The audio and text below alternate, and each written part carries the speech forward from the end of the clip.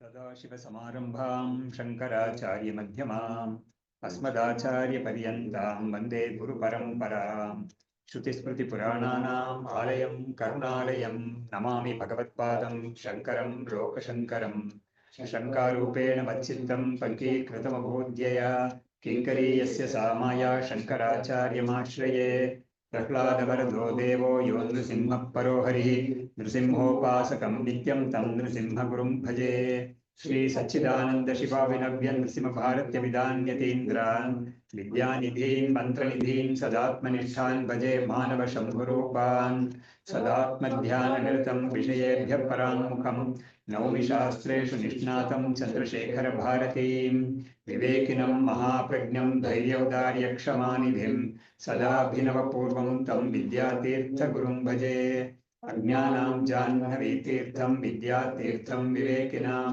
सर्वेषां सुखदं तीर्थं भारतीतीर्थमाश्रये विद्याविनयसम्पन्नं वीतरागं विवेकिनं वन्दे वेदान्ततत्त्वज्ञं विदुषेखरभारतीं नमामि यामिनीनाथ लेखालङ्कृतकुन्तलां भवानीं भवसन्तापनिर्वापणसुधानदीम् नमः श्री शंकरानंद गुरुपादाम्बुजन्मने सविलास महामोहग्राह ग्रासैक कर्मणे तत्पादाम्बुरुहद्वन्द्व सेवा निर्मल चेतसां सुखबोधाय तत्त्वस्य विवेकोऽयं विधीयते।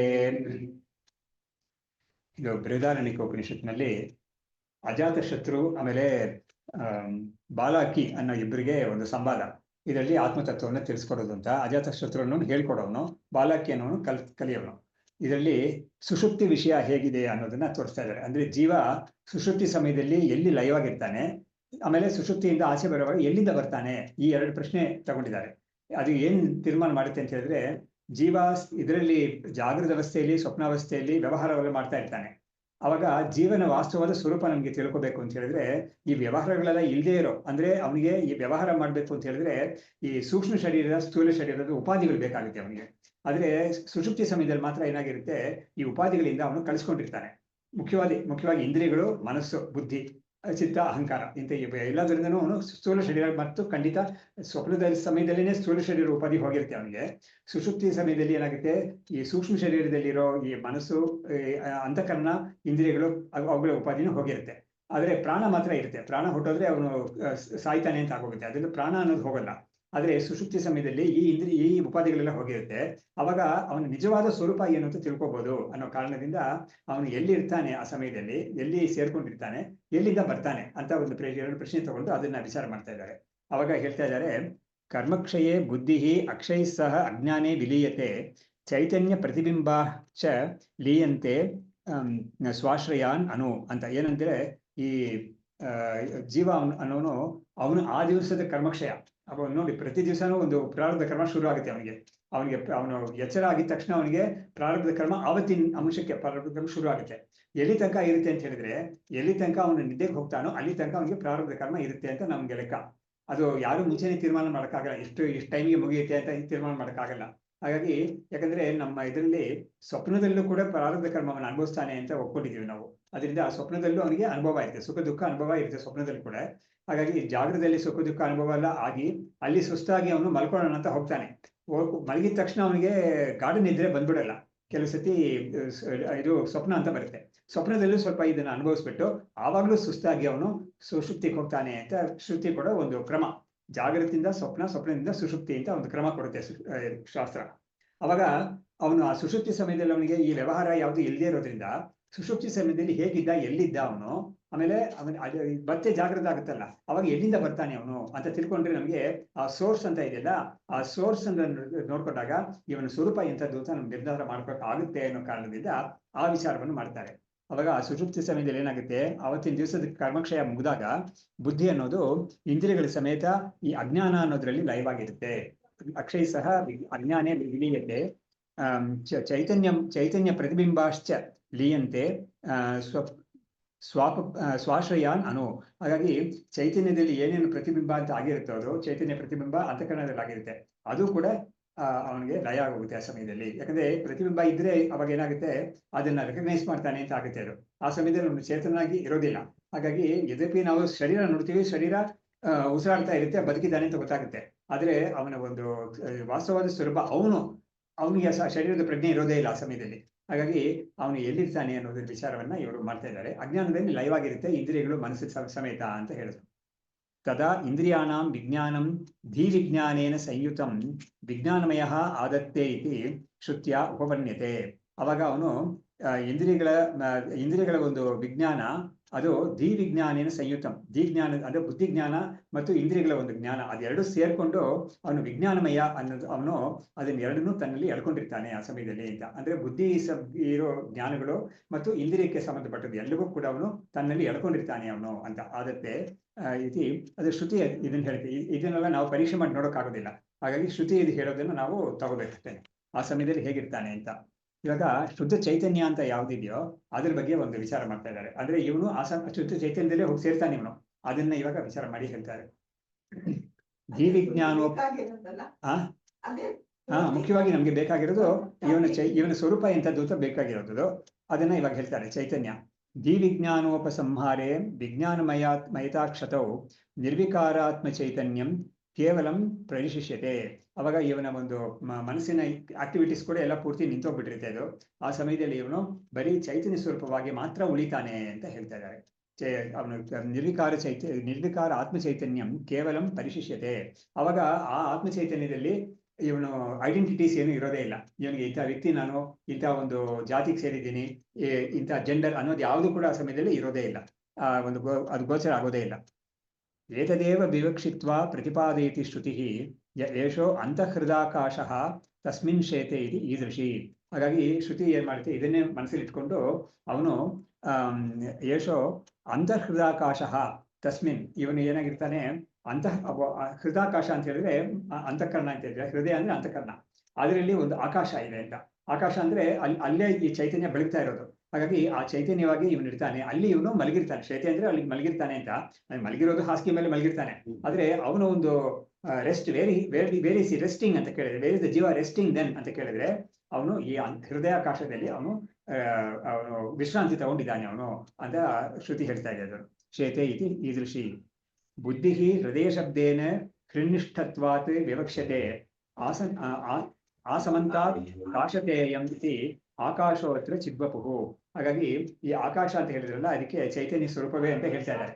ಇದು ಬುದ್ಧಿ ಅನ್ನೋದು ಹೃದಯ ಅನ್ನೋ ಶಬ್ದದಿಂದ ಬುದ್ಧಿ ಅನ್ನೋದು ತಗೋಬೇಕು. ಯಾಕಂದ್ರೆ ಹೃದಯದಲ್ಲೇ, ಹೃದಯ ಅಂತ ಹೇಳಿದ್ರೆ ನಾವು ಈ ಮಾಂಸಪಿಂಡ ಹೃದಯ ಅನ್ನೋದು. ನಮ್ಮ ಶಾಸ್ತ್ರದಲ್ಲಿ ಈ ಮನಸ್ಸು ಬುದ್ಧಿಗೆಲ್ಲ ಅದಕ್ಕೂ ಬ್ರೈನ್ ಅನ್ನೋದು ಹೇಳಿಲ್ಲ, ಈ ಅಂತಃಕರಣವನ್ನೇ ಹೇಳಿದ್ದಾರೆ. ಈ ಮಾಂಸಪಿಂಡ ಅಂತ ಯಾವ್ದಿದೆಯೋ ಅಲ್ಲೇನೆ ಮನಸ್ಸು ಅನ್ನೋದು ಹೇಳಿದ್ದಾರೆ. ಯಾಕಂದ್ರೆ ಮನಸ್ಸು ಅನ್ನೋದಕ್ಕೆ ಬೇರೆ ಸ್ಥಾನ ಏನು ಕೊಟ್ಟಿಲ್ಲ ಶಾಸ್ತ್ರದಲ್ಲಿ. ಬುದ್ಧಿ, ಮನಸ್ಸು ಇದಕ್ಕೆಲ್ಲದಕ್ಕೂ ಬ್ರೈನ್ ಅಂತ ಹೇಳ್ತೀವಲ್ಲ ಇಂಗ್ಲಿಷ್ ಇದರಲ್ಲಿ, ಸೈನ್ಸ್ ಅಲ್ಲಿ ಅಂತದನ್ನು ಒಪ್ಪಲೇ ಇಲ್ಲ ಅವರು, ಅಂತಃಕರಣವನ್ನೇ ಒಪ್ಪಿದ್ದಾರೆ. ಹಾಗಾಗಿ ಅಲ್ಲಿ ಬೆಳಗ್ತಾ ಇರೋ ಚೈತನ್ಯ ಇದೆಯಲ್ಲ, ಅದಕ್ಕೆ ಹೃದಾಕಾಶ ಅಂತ ಹೇಳೋದು. ಆಕಾಶ ಅನ್ನೋದಕ್ಕೆ ಏನು ವ್ಯುತ್ಪತ್ತಿ ಅಂತ ಕೇಳಿದ್ರೆ, ಆ ಸಮಂತಾತ್ ಕಾಶತೆ ಅಯಂ ಇತಿ ಆಕಾಶೋತ್ರ ಚಿದ್ವಪುಹು. ಆಕಾಶ ಅಂತ ಶಬ್ದ ಇದೆಯಲ್ಲ, ಅದಕ್ಕೆ ಒಂದು ವ್ಯುತ್ಪತ್ತಿ, ಒಂದು ಎಟಿಮಲಾಜಿಕಲ್ ಡೆರಿವೇಶನ್. ಆಕಾಶ ಅಂತ ಇದೆಯಲ್ಲ, ಆ ಅನ್ನೋದಕ್ಕೆ ಅದು ಉಪಸರ್ಗ, ಆ ಅನ್ನೋದು ಉಪಸರ್ಗ. ಆಂಗ್ ಅಂತ ಹೇಳಿದ್ರೆ ಸಮಸ್ತ, ಎಲ್ಲ ಕಡೆನೂ ಚೆನ್ನಾಗಿ ಅದು ಯಾವುದೇ ಒಂದು ಪರಿಮಿತಿ ಇಲ್ಲದೆ ಅದು ಚೆನ್ನಾಗಿ ಬೆಳಗ್ತಾ ಇದೆ. ಕಾಶತೆ ಅಂತಲೇ ಬೆಳಗ್ತಾ ಇದೆ ಅಂತ. ಈ ಕಾಶಿ ಅಂತ ಇದೆಯಲ್ಲ, ಅದಕ್ಕೂ ಕೂಡ ಇದೇ ಅರ್ಥಾನೆ. ಕಾಶಿ ಅಂತ ನಾವು ಒಂದು ಕ್ಷೇತ್ರ ಹೇಳ್ತೀವಲ್ಲ, ಅಲ್ಲಿ ಕೂಡ ಶಂಕರಾಚಾರ್ಯರು ಕಾಶಿ ಪಂಚಕಾಂತ ಮಾಡಿದಾರಲ್ಲ, ಅದರಲ್ಲಿ ವಿಚಾರ ಹೇಳಿದ್ದಾರೆ ಅವರು. ಹಾಗಾಗಿ ಪ್ರಕಾಶ ಅಂತ, ಹೌದು, ಸಾಕಾಶ ಕಾಶಿ ಅಂತ ಹೇಳ್ಬಿಟ್ಟು ಅವರು ಆ ಪ್ರಕಾಶ ಅದನ್ನ ಯಾರು ತಿಳಿತಾನೋ ಅವನು ಕಾಶಿಯಲ್ಲಿ ಇದ್ದಾನೆ, ಅವನು ನಿಜವಾಗ್ಲೂ ಕಾಶಿಯಲ್ಲಿ ಇರೋನು ಅಂತ ಇಲ್ಲಿ ಅಲ್ಲಿ ಬರ್ತಾ ಇದ್ರು. ಹಾಗಾಗಿ ಈ ಕಾಶಿ ಅನ್ನೋದು ಕೂಡ ಅದೇ. ಹೌದು, ಈ ಪ್ರಕರ್ಷೇನ ಕಾಶತೆ ಅದು ಚೆನ್ನಾಗಿ ಅದು ಬೆಳೀತಾ ಇದೆ ಅದು. ಹಾಗಾಗಿ ನಮ್ಮ ಆತ್ಮಸ್ವರೂಪವೇ ಬೆಳಗೋದು ಯಾವಾಗ್ಲೂ ಕೂಡ. ಅದನ್ನೇ ಕಾಶ ಅಂತ ಕಾಶಿ ಅಂತ ಹೇಳೋದು. ಕಾಶಿ ಅಂತ ಹೇಳೋದು ಅದನ್ನೇನೆ. ಹೀಗೆ ಹೌದೌದು ಹೌದು ಹೌದು. ಆಕಾಶ ಪ್ರಕಾಶ ನೋಡಿ, ಪ್ರಕಾಶ ಅನ್ನೋದು ಕಡೆ ಕಾಶ ಅಂತ ಬರ್ತಾ ಇದೆ. ಪ್ರ ಅನ್ನೋದು ಉಪಸರ್ಗ, ಆಕಾಶ ಅಂದ್ರೆ ಆಗ್ ಅಂತ ಉಪಸರ್ಗ, ಆಂಗ್ ಉಪಸರ್ಗ. ಈ ತರ ಉಪಸರ್ಗ ಸೇರ್ಕೊಂಡು ಈ ಒಂದು ಧಾತುವಿಗೆ ಸೇರಿಸಿದಾಗ ಅದಕ್ಕೆ ಬೇರೆ ಬೇರೆ ಅರ್ಥಗಳು ಬರುತ್ತೆ. ಬುದ್ಧಿ ಹೃದಯ ಶಬ್ದೇನ ಹೃನ್ನಿಷ್ಠತ್ವಾತ್ ವಿವಕ್ಷ್ಯತೆ ಆ ಸಮಂತಾತ್ ಕಾಶತೇಯಂ ಇತಿ ಆಕಾಶೋತ ಚಿದ್ವಪುಹು. ಆಕಾಶ ಅನ್ನೋದು ಇಲ್ಲಿ ಕೇವಲ ಚೈತನ್ಯ ಸ್ವರೂಪ. ಚಿದ್ವಪುಹು ಅಂತ ಹೇಳಿದ್ರೆ, ಬಪುಹು ಅಂತ ಹೇಳಿದ್ರೆ ಶರೀರ ಅಂತ. ಈ ದಕ್ಷಿಣಾಮೂರ್ತಿಗೆ ಆ ಚೈತನ್ಯ ಸ್ವರೂಪ ಅಂತಾನೆ, ಚೈತನ್ಯವೇ ಶರೀರ ಅಂತ. ಇದಕ್ಕೆ ಒಂದು ಇವರು ಕುಮಾರಲ ಭಟ್ಟರು ಮಾಡಿರೋ ಒಂದು ಶಿವನ ಮೇಲೆ ಒಂದು ಶ್ಲೋಕ ಕೂಡ ಇದೆ. ವಿಶುದ್ಧ ಜ್ಞಾನ ದೇಹಾಯ ತ್ರಿವೇದಿ ದಿವ್ಯ ಚಕ್ಷುಷೆ ಶ್ರೇಯ ಪ್ರಾಪ್ತಿ ನಿಮಿತ್ತಾಯ ನಮ್ಮ ಸೋಮಾರ್ಧಧಾರಿಣೆ ಅಂತ ನಮ್ಮ ಅಭಿನವ ವಿದ್ಯಾತೀರ್ಥ ಸ್ವಾಮಿಗಳು ಅವರ ಉಪನ್ಯಾಸಗಳಲ್ಲಿ ಆರಂಭದಲ್ಲಿ ಇದನ್ನ ಹೇಳ್ತಾರೆ, ಈ ಶ್ಲೋಕವನ್ನ. ಆಮೇಲೆ ಅವನವ್ರ ಶ್ಲೋಕ ಒಂದನ್ನು ಹೇಳ್ತಾರೆ ಅವರು. ಆದ್ರೆ ಇದನ್ನ ಈ ಒಂದು ಶ್ಲೋಕ ಅವರು ಕುಮಾರ ಭಟ್ರು ಮಾಡಿರೋದು, ಅದು ಶಿವನಿಗೆ. ಹಾಗಾಗಿ ವಿಶುದ್ಧ ಜ್ಞಾನ ದೇಹಾಯ, ದೇಹ ಅಂತ ಹೇಳಿದ್ರೆ ಶರೀರ. ಅದೆಂತ ಶರೀರ ಅಂತ ಹೇಳಿದ್ರೆ ವಿಶುದ್ಧ ಜ್ಞಾನ ಸ್ವರೂಪ, ಜ್ಞಾನ ಶರೀರವೇ ಅದು, ದಕ್ಷಿಣಾಮೂರ್ತಿ ಶರೀರವೇ ಅದು ಅಂತ ಅವ್ರು ಹೇಳಿದ್ದಾರೆ. ಸೊ ಹೀಗೆ ಬುದ್ಧಿ ಹೃದಯ ಚಿದ್ವಪುಹು ಅಂತ ಇವ್ರು ಹೇಳಿದ್ರು. ಆಕಾಶ ಅಂದ್ರೆ ಹೌದೌದು ಅರ್ಥ ಹೌದೌದು. ಬುದ್ಧೇಹೇ ಅಂತಃ ಪ್ರತೀಚೋ ಅನ್ಯಃ ನ ಅರ್ಥಃ ಸಂಭಾವ್ಯತೆ ಯತಃ ತಸ್ಮಾತ್ ಆಕಾಶ ಶಬ್ದೇನ ಪ್ರತ್ಯಗಾತ್ಮ ಇಹ ಗೃಹ್ಯತೆ. ಇವಾಗ ಬುದ್ಧೇಹೇ ಅಂತಃ ಪ್ರತೀಚಃ ಅನ್ಯಃ ನೋಡಿ, ಇವಾಗ ಹೃದಯಾಕಾಶ ಅಂತ ಹೇಳಿದ್ರೆ ಅದು ಒಳಗಡೆ ಏನೋ ಇದೆ ಅಂತ ಆಗುತ್ತೆ. ಅದು ಆದ್ರೆ ಒಳಗಡೆ ಇದೆ ಅಂತ ಹೇಳುವ ಅರ್ಥ ಸರಿಯಾಗಿ ಬರೋದಿಲ್ಲ ಇದಕ್ಕೆ. ಅದಕ್ಕಾಗಿ ಏನ್ ಮಾಡ್ತಾ ಇದ್ದಾರೆ, ಹೃದಯಾಕಾಶ ಅಂತ ಹೇಳಿದ್ರೆ ಅದು ಈ ಆತ್ಮ ಚೈತನ್ಯಕ್ಕೆ ಅದಕ್ಕೆ ಹೇಳ್ಬೇಕಾಗುತ್ತೆ. ಬುದ್ಧೇಹೇ ಅಂತಃ ಪ್ರತೀಚೋ ಅನ್ಯಃ ನ ಅರ್ಥಃ ಸಂಭಾವ್ಯತೆ. ಹಾಗಾಗಿ ಅದರೊಳಗಡೆ ಬೇರೆ ಯಾವುದೋ ಒಂದು ಇದೆ ಅಂತ ಹೇಳಕ್ ಬರೋದಿಲ್ಲ. ಹಾಗಾಗಿ ತಸ್ಮಾತ್ ಆಕಾಶ ಶಬ್ದೇನ ಪ್ರತ್ಯೇಗಾತ್ಮ ಇಹ ಗೃಹ್ಯತೆ. ಆಕಾಶ ಅನ್ನೋ ಶಬ್ದದಿಂದ ನಮ್ಮ ಇನ್ನರ್ ಮೋಸ್ಟ್ ಸೆಲ್ಫ್ ಅಂತ ಯಾವುದನ್ನ ಹೇಳ್ತೀವಿ, ಈ ಪಂಚಕೋಶಗಳಿಂದ ಬೇರೆಯಾಗಿರೋ ಚೈತನ್ಯ ಸ್ವರೂಪ ಯಾವುದೋ ಅದನ್ನೇ ಆಕಾಶ ಅಂತ ಹೇಳಿದ್ದಾರೆ. ಅದು ಆಕ್ಚುಲಿ ಅದು ಬೇರೆ ಬ್ರಹ್ಮದಿಂದ ಅದು ಬೇರೆ ಅಲ್ಲ ಅದು. ಹಾಗಾಗಿ ನಮ್ಮ ಒಳಗಡೆ ಇರೋ ಚೈತನ್ಯ, ನಮ್ಮ ಪಂಚಕೋಶಗಳು ಅನ್ನೋದು ಪ್ರಕೃತಿಯಿಂದ ಆಗಿರೋದು, ಅದು ಮಿಥ್ಯಾತ್ಮ. ಅಂದ್ರೆ ಆನಂದಮಯ ಕೋಶದಿಂದ ಆರಂಭಿಸಿ ಅನ್ನಮಯ ಕೋಶ ತನಕ ಇರೋ 5 ಕೋಶಗಳು ಕೂಡ ಅದು ಪ್ರಕೃತಿಯಿಂದ ಆಗಿರೋದು, ಜಡ, ಅದು ಅನಾತ್ಮ ಅದು. ಆದ್ರೆ ಅದನ್ನ ದಾಟಿ ಅದೆಲ್ಲವೂ ಕೂಡ ಈ ಎಲ್ಲದರಲ್ಲೂ ಕೂಡ ಅಭಿಮಾನ ಅವನಿಗೆ ಸುಷುಪ್ತಿಯಲ್ಲಿ ಹೋಗಿರುತ್ತೆ. ಹಾಗಾಗಿ ಅವನು ತಾನಾಗೇ ಇರ್ತಾನೆ, ಅವನು ತಾನಾಗೇ ಇರೋ ಸ್ಥಿತಿ ಯಾವುದು ಅಂತ ಹೇಳಿದ್ರೆ ಆ ಸುಷುಪ್ತಿ ಸ್ಥಿತಿ. ಹಾಗಾಗಿ ಅದನ್ನ ಇನ್ನರ್ ಮೋಸ್ಟ್ ಸೆಲ್ಫ್ ಅಂತ ಹೇಳ್ತಾರೆ. ಇದು ಈ ಶಬ್ದದಿಂದ ಆ ಪ್ರತ್ಯೇಗಾತ್ಮ ಅನ್ನೋ ಶಬ್ದದಿಂದ ಪ್ರತ್ಯೇಕ ಅಂದ್ರೆ ಒಳಗಡೆ ಇರೋದು ಅಂತ, ಪ್ರತ್ಯೇಕ ಅಂದ್ರೆ ಒಳಗಡೆ ಇರೋದು, ಪರಾಕ್ ಅಂದ್ರೆ ಹೊರಗಡೆ ಇರೋದು ಅಂತ, ಪ್ರತ್ಯೇಗಾತ್ಮ ಅಂತ ಹೇಳಿದ್ರೆ ಒಳಗಡೆ ಇರೋ ಆತ್ಮಸ್ವರೂಪ ಅದು ಅಂತ.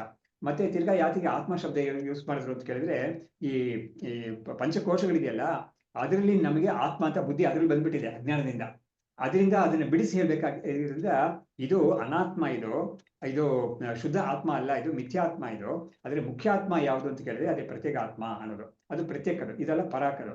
ಯಾವುದು ಆ ಒಂದು ಒಳಗಡೆ ಇರೋ ಇನ್ನರ್ ಮೋಸ್ಟ್ ಸೆಲ್ಫ್ ಅಂತ ಹೇಳ್ತೀವಲ್ಲ, ಅದರ ಅಪೇಕ್ಷೆಯ ಅದ್ರ ತುಂಬಾ ಹತ್ರ ಇರೋ ಆನಂದಮಯ ಕೋಶ ಕೂಡ ಹೊರಗಡೆ ಇರೋದೇ ಅದು. ಯಾಕಂದ್ರೆ ಅದು ಆನಂದಮಯ ಕೋಶ ಆತ್ಮನಿಗೆ ಸೇರಿದಲ್ಲ, ಅದು ಅನಾತ್ಮ, ಅದು ಜಡ ಬೇರೆ. ಹಾಗಾಗಿ ಅದನ್ನ ಇತರ ಅಪೇಕ್ಷೆಯ ಅದನ್ನ ಪ್ರತ್ಯೇಕ ಅಂತ ಹೇಳಿದ್ದಾರೆ. ಅದರ್ವೈಸ್ ಅದು ಪ್ರತ್ಯೇಕಾತ್ಮ ಅಂತ ಹೇಳಿದ್ರೆ ಅಲ್ಲಿ ಮಾತ್ರ ಇದೆ ಅಂತ ಅರ್ಥ ಅಲ್ಲ, ಅದು ಅದೇ ಎಲ್ಲಾ ಕಡೆನೂ ಇರೋದು, ಅದರಲ್ಲೇ ಈ ಪಂಚಕೋಶಗಳೆಲ್ಲ ಕೂಡ ಇರೋದು.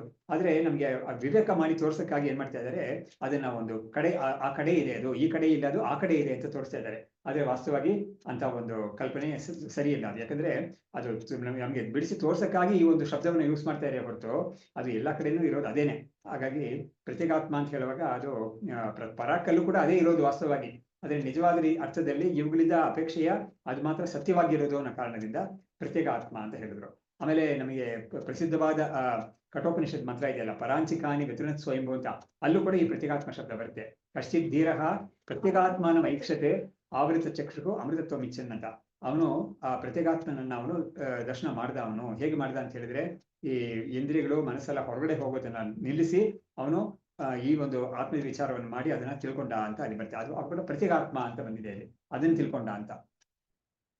ಪ್ರಾಣಾದೀನಾಂ ಯಥೋ ಜನ್ಮ ವಕ್ಷ್ಯತೆ ಪ್ರತ್ಯೇಗಾತ್ಮನಃ ತಸ್ಮಾತ್ ಆಕಾಶ ಶಬ್ದೇನ ಬ್ರಹ್ಮ ಇವ ಅತ್ರ ಅಭಿಧೀಯತೆ. ಇವ್ರ ತಕ್ಷಣ ಏನ್ ಮಾಡ್ಬಿಟ್ರು, ನಮ್ಮ ವಿದ್ಯಾರಣ್ಯರು ಕಾಯ್ತಾ ಇರ್ತಾರೆ, ಎಲ್ಲಾದ್ರೂ ಈ ಅಹಂ ಬ್ರಹ್ಮಾಸ್ಮಿ ಅಥವಾ ತತ್ವಮಸಿ ಜೀವ ಬ್ರಹ್ಮ ಐಕ್ಯವನ್ನ ಹೇಳ್ಬೇಕು ಅಂತ, ಅದನ್ನ ಮಹಾವಾಕ್ಯ ಅರ್ಥವನ್ನು ಬಡಬೇಕು ಅಂತ ನಮ್ಮ ಶಂಕರಾಚಾರ್ಯರು ಅದನ್ನ ಕಾಯ್ತಾ ಇರ್ತಾರೆ. ಎಲ್ಲ ಕಡೆನೂ ಅದನ್ನ ಎಲ್ಲೆಲ್ಲಿ ಅವಕಾಶ ಸಿಗುತ್ತೋ ಅಲ್ಲೆಲ್ಲ ಅದನ್ನ ತೋರಿಸ್ಬಿಡ್ತಾರೆ, ಅದನ್ನ ಬಿಡಬಾರ್ದು ಅಂತ. ಹೌದು, ಅದು ದೋಷ ಅಲ್ಲ ಅದು. ಯಾಕಂದ್ರೆ ಉಪನಿಷತ್ತಿನ ತತ್ವನೇ ಅದೇನೆ. ಹಾಗಾಗಿ ಅದನ್ನ ನಾವು ಮರೆತರೂ ಕೂಡ ಅವ್ರು ಮರೆಯಲ್ಲ ಅದನ್ನ. ಹಾಗಾಗಿ ಅದನ್ನ ಅವರು ಇಲ್ಲಿ ತೋರಿಸ್ತಾ ಇದ್ದಾರೆ. ಇವಾಗ ನಾ ಇಷ್ಟೊತ್ತು ಜೀವದ ಬಗ್ಗೆನೇ ಮಾತಾಡ್ತಾ ಬಂದಿದ್ದಾರಲ್ವಾ, ಜೀವ ಎಲ್ಲಿರ್ತಾನೆ ಅಂತ ಮಾತಾಡ್ತಾ ಬಂದ್ರು. ಇವಾಗ ಇವ್ರು ಏನ್ ಹೇಳ್ತಾ ಇದಾರೆ, ಒಂದು ಯುಕ್ತಿ ಕೊಡ್ತಾ ಇದ್ದಾರೆ. ಇವಾಗ ನೋಡಿ, ಇವಾಗ ನಾವು ನಿದ್ದೆಗೆ ಹೋದಾಗ ಈ ಇಂದ್ರಿಯಗಳು ಅದೆಲ್ಲ ನಮ್ಮೊಳಗಡೆ ಹೋಗ್ಬಿಡುತ್ತೆ ಅದು ಅಂತ ಇವರೇ ಹೇಳಿದ್ರು. ಇವಾಗ ಸರಿ, ನಿದ್ದೆಯಿಂದ ನಾವು ಆಚೆ ಬಂದಾಗ ಎಲ್ಲಿಂದ ಬರುತ್ತೆ ಅಂತ ಕೇಳಿದ್ರೆ ನಮ್ಮಿಂದಾನೇ ಅದು ಆಚೆ ಬರುತ್ತೆ. ಅದು ನಾನ್ ಯಾರು ಅಂತ ಕೇಳಿದ್ರೆ ಅದಕ್ಕೆ ಇವರೊಂದು ಯುಕ್ತಿ ಕೊಡ್ತಾ ಇದ್ದಾರೆ. ಪ್ರಾಣಾದೀನಾಂ ಯಥೋ ಜನ್ಮ ವಕ್ಷ್ಯತೆ ಪ್ರತ್ಯೇಗಾತ್ಮನಃ ತಸ್ಮಾತ್ ಆಕಾಶ ಶಬ್ದೇನ ಬ್ರಹ್ಮೈವ ಅತ್ರ ಅಭಿಧೀಯತೆ. ಈ ಪ್ರಾಣಾದಿ ಅಂತ ಹೇಳಿದ್ರೆ ಈ ಇಂದ್ರಿಯಗಳು, ಇವುಗಳೆಲ್ಲ ಕೂಡ ಇಂದ್ರಿಯಗಳು, ಮನಸ್ಸು, ಇದೆಲ್ಲ ಇವನು ಎಚ್ಚೆತ್ಕೊಂಡಾಗ ಎಲ್ಲಿಂದ ಹೊರಗಡೆ ಬರುತ್ತೋ ಆ ಸೋರ್ಸ್ ಇದೆಯಲ್ಲ ಆ ಸೋರ್ಸು ಬ್ರಹ್ಮವೇ ಅದು ಆ ಸೋರ್ಸು. ಯಾಕಂದ್ರೆ ಅದರಿಂದನೇ ಉತ್ಪತ್ತಿ ಎಲ್ಲ ಆಗೋದು. ಶ್ರುತಿಯಲ್ಲಿ ಎಲ್ಲ ಕಡೆನೂ ಬ್ರಹ್ಮದಿಂದಲೇ ಎಲ್ಲ ಉತ್ಪತ್ತಿನೂ ಆಗ್ತಾ ಇದೆ ಅಂತ ಶ್ರುತಿ ಹೇಳ್ತಾ ಇದೆ. ಮುಂಡಕೋಪನಿಷದಲ್ಲಿ ಸಾಕ್ಷಾತ್ತಾಗಿ ಹೇಳಿದೆ, ಪ್ರಾಣ ಇಂದ್ರಿಯಗಳು ಎಲ್ಲವೂ ಕೂಡ ಸರ್ವೇಂದ್ರಿಯಾಣಿಚ ಎಲ್ಲವೂ ಕೂಡ ಈ ಬ್ರಹ್ಮದಿಂದನೇ ಬಂದಿದೆ ಅಂತ ಅಲ್ಲಿ ಹೇಳಿದರು.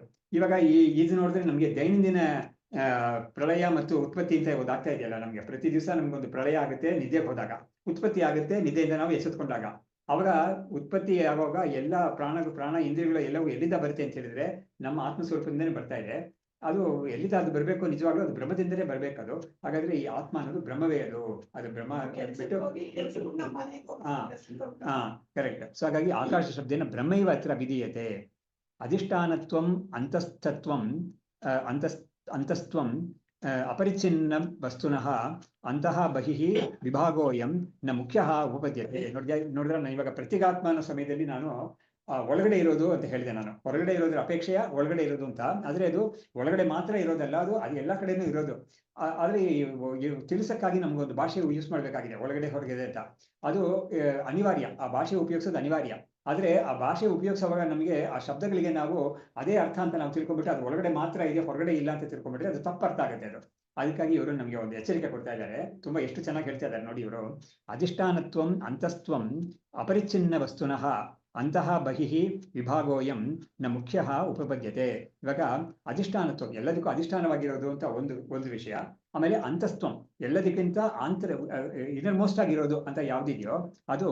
ಆಮೇಲೆ ಅಪರಿಚ್ಛಿನ್ನ ವಸ್ತು ಯಾವುದು, ಎಲ್ಲ ಕಡೆನೂ ಪರಿಚ್ಛಿನ್ನವಿಲ್ಲದೆ ಇನ್ಫೈನೈಟ್ ಆಗಿರೋ ಒಂದು ವಸ್ತು, ಬ್ರಹ್ಮ ವಸ್ತು ಇದೆಯಲ್ಲ, ಅದೇ ಆತ್ಮವಸ್ತು ವಾಸು ಚೈತನ್ಯ. ಅದು ಅದಕ್ಕೆ ನಾವು ಒಳಗಡೆ ಹೊರಗಡೆ ಅಂತ ಒಂದು ವಿಭಾಗ, ಅದು ಮುಖ್ಯಾರ್ಥದಲ್ಲಿ ಅದು ಸರಿಯಾಗುವುದಿಲ್ಲ ಅಂತ ಇವರು ಅದನ್ನು ಹೇಳ್ತಾ ಇದ್ದಾರೆ. ಇದಕ್ಕೆ ನಮ್ಗೆ ಏನು ತುಂಬಾ ಪ್ರಸಿದ್ಧವಾಗಿರೋದು, ಎಲ್ಲರಿಗೂ ಎಲ್ಲರ ಕಿವಿಲ್ ಬಿದ್ದಿರೋದು ಅಥವಾ ಎಲ್ಲರಿಗೂ ಬಂದಿರೋ ಒಂದು ಮಂತ್ರ ಯಾವುದು ಅಂತ ಹೇಳಿದ್ರೆ ಪುರುಷ ಸೂಕ್ತ. ಅದರಲ್ಲಿ ಅತ್ಯತಿಷ್ಠ ದಶಾಂಗುಲಂ ಅಂತ ಬರುತ್ತೆ. ಅದು ಪುರುಷ ಏವೇದಗಂ ಸರ್ವಂ ಅಂತ ಬಂದ್ಬಿಟ್ಟು ಅತ್ಯತಿಷ್ಠ ದಶಾಂಗುಲಂ ಅಂತ ಇದೆಯಲ್ಲ, ಅದಕ್ಕೆ ಏನರ್ಥ ಅಂತ ಹೇಳಿದ್ರೆ ಈ ಬ್ರಹ್ಮವು ಅಂದ್ರೆ ಪುರುಷ ಅನ್ನೋ ಶಬ್ದದಿಂದ ಬ್ರಹ್ಮವೇ ಅದು ಇಡೀ ಪ್ರಪಂಚವನ್ನೆಲ್ಲ ಜಗತ್ತು ಇದು ಜಡ, ಅದು ಪ್ರಕೃತಿಯಿಂದ ಆಗಿರೋದು, ಅದನ್ನೆಲ್ಲವನ್ನೂ ವ್ಯಾಪಿಸ್ಕೊಂಡಿದೆ. ಅದು ಮಾತ್ರ ಅಲ್ಲ, ಅದು ಭೂಮಿನ್ ವಿಶ್ವತೋ ವೃತ್ವ ಅತ್ಯತಿಷ್ಠ ದಶಾಂಗುಲಂ ಅಂತ ಇರೋದು. ಅದು ಇದೆಲ್ಲವನ್ನೂ ವೃತ್ವ ಅಂತ ಹೇಳಿದ್ರೆ ಅದನ್ನ ವ್ಯಾಪಿಸ್ಕೊಂಡು ಅದು ಇದರಿಂದ ಬಿಟ್ಟು 10 ಇಂಚು ದೂರದಲ್ಲಿದೆ ಅಂತ. 10 ಇಂಚು ಯಾರು ಅಳತೆ ಮಾಡಿ ಏನು ಹೇಳಿದಾರ, ಯಾರು ದೂರದಲ್ಲೂ ಇಲ್ಲ ಅದು ವಾಸ್ತವವಾಗಿ. ಇದನ್ನ ಮೀರಿದ್ರೆ it transcends the created world ಅಂತ ಅರ್ಥ. ಇದಕ್ಕೆ ಇಂಗ್ಲಿಷ್ ಅಲ್ಲಿ ತುಂಬಾ ಚೆನ್ನಾಗಿರೋ 2 ಪದಗಳಿದೆ, ತುಂಬಾ ಚೆನ್ನಾಗಿರೋದು. ಇಮ್ಯಾನೆಂಟ್ ಅಂಡ್ ಇದು ಟ್ರಾನ್ಸೆಂಡೆಂಟ್ ಅಂತ. ಸೊ ಇಮ್ಯಾನೆನ್ಸ್ ಅಂತ ಹೇಳಿದ್ರೆ ಎಲ್ಲದರಲ್ಲೂ ಅದು ಒಳಗಡೆ ವ್ಯಾಪಿಸ್ಕೊಂಡಿದೆ. ಅದು at the same time it's also transcending this ಅಂತ. ಸೊ ಟ್ರಾನ್ಸೆಂಡಿಂಗ್ ಅಂತ ಹೇಳಿದ್ರೆ ಅದು ಎಲ್ಲದನ್ನು ದಾಟಿರೋದು ಅಂತ. ಸರಿ, ಮೀರಿದೆ ಅಂತ ಹೇಳಿದ್ರೆ ಅಲ್ಲಿ ಮಾತ್ರ ಇದೆ, ಇಲ್ಲಿಲ್ವಾ ಅದು ಅಂತ ಕೇಳಿದ್ರೆ ಅದು ಎಲ್ಲ ಕಡೆನೇ ಇದೆ. ಹಾಗಾಗಿ ಇಮ್ಯಾನೆಂಟ್ ಅಂತಾನು ಹೇಳ್ಬೇಕು ನಾವು. ಹಾಗಾಗಿ ಇದೆಲ್ಲವನ್ನೂ ವ್ಯಾಪಿಸ್ಕೊಂಡಿದೆ. ಅದೇ ಸಮಯದಲ್ಲಿ ಈ ಪ್ರಪಂಚ ಅಂತ ಪ್ರಪಂಚಕ್ಕೆ ಮೀರಿದೆ ಅಂತ ಹೇಳಿ ಏನರ್ಥ ಅಂತ ಹೇಳಿದ್ರೆ, ಪ್ರಪಂಚ ಅನ್ನೋದಕ್ಕೆ ಯಾವ ತರ ಒಂದು ನಾಶ ಆಗೋದು, ವಿಕಾರ ಆಗೋದು, ಆಮೇಲೆ ದುಃಖವನ್ನು ಕೊಡೋದು ಇದೆಲ್ಲ ಇದೆಯೋ, ಮಿತಿ ಇರೋದು, ಅದೆಲ್ಲ ಅದ್ರಲ್ಲಿ ಇರೋದಿಲ್ಲ. ಬ್ರಹ್ಮಕ್ಕೆ ಅದೆಲ್ಲ ಇರೋದಿಲ್ಲ.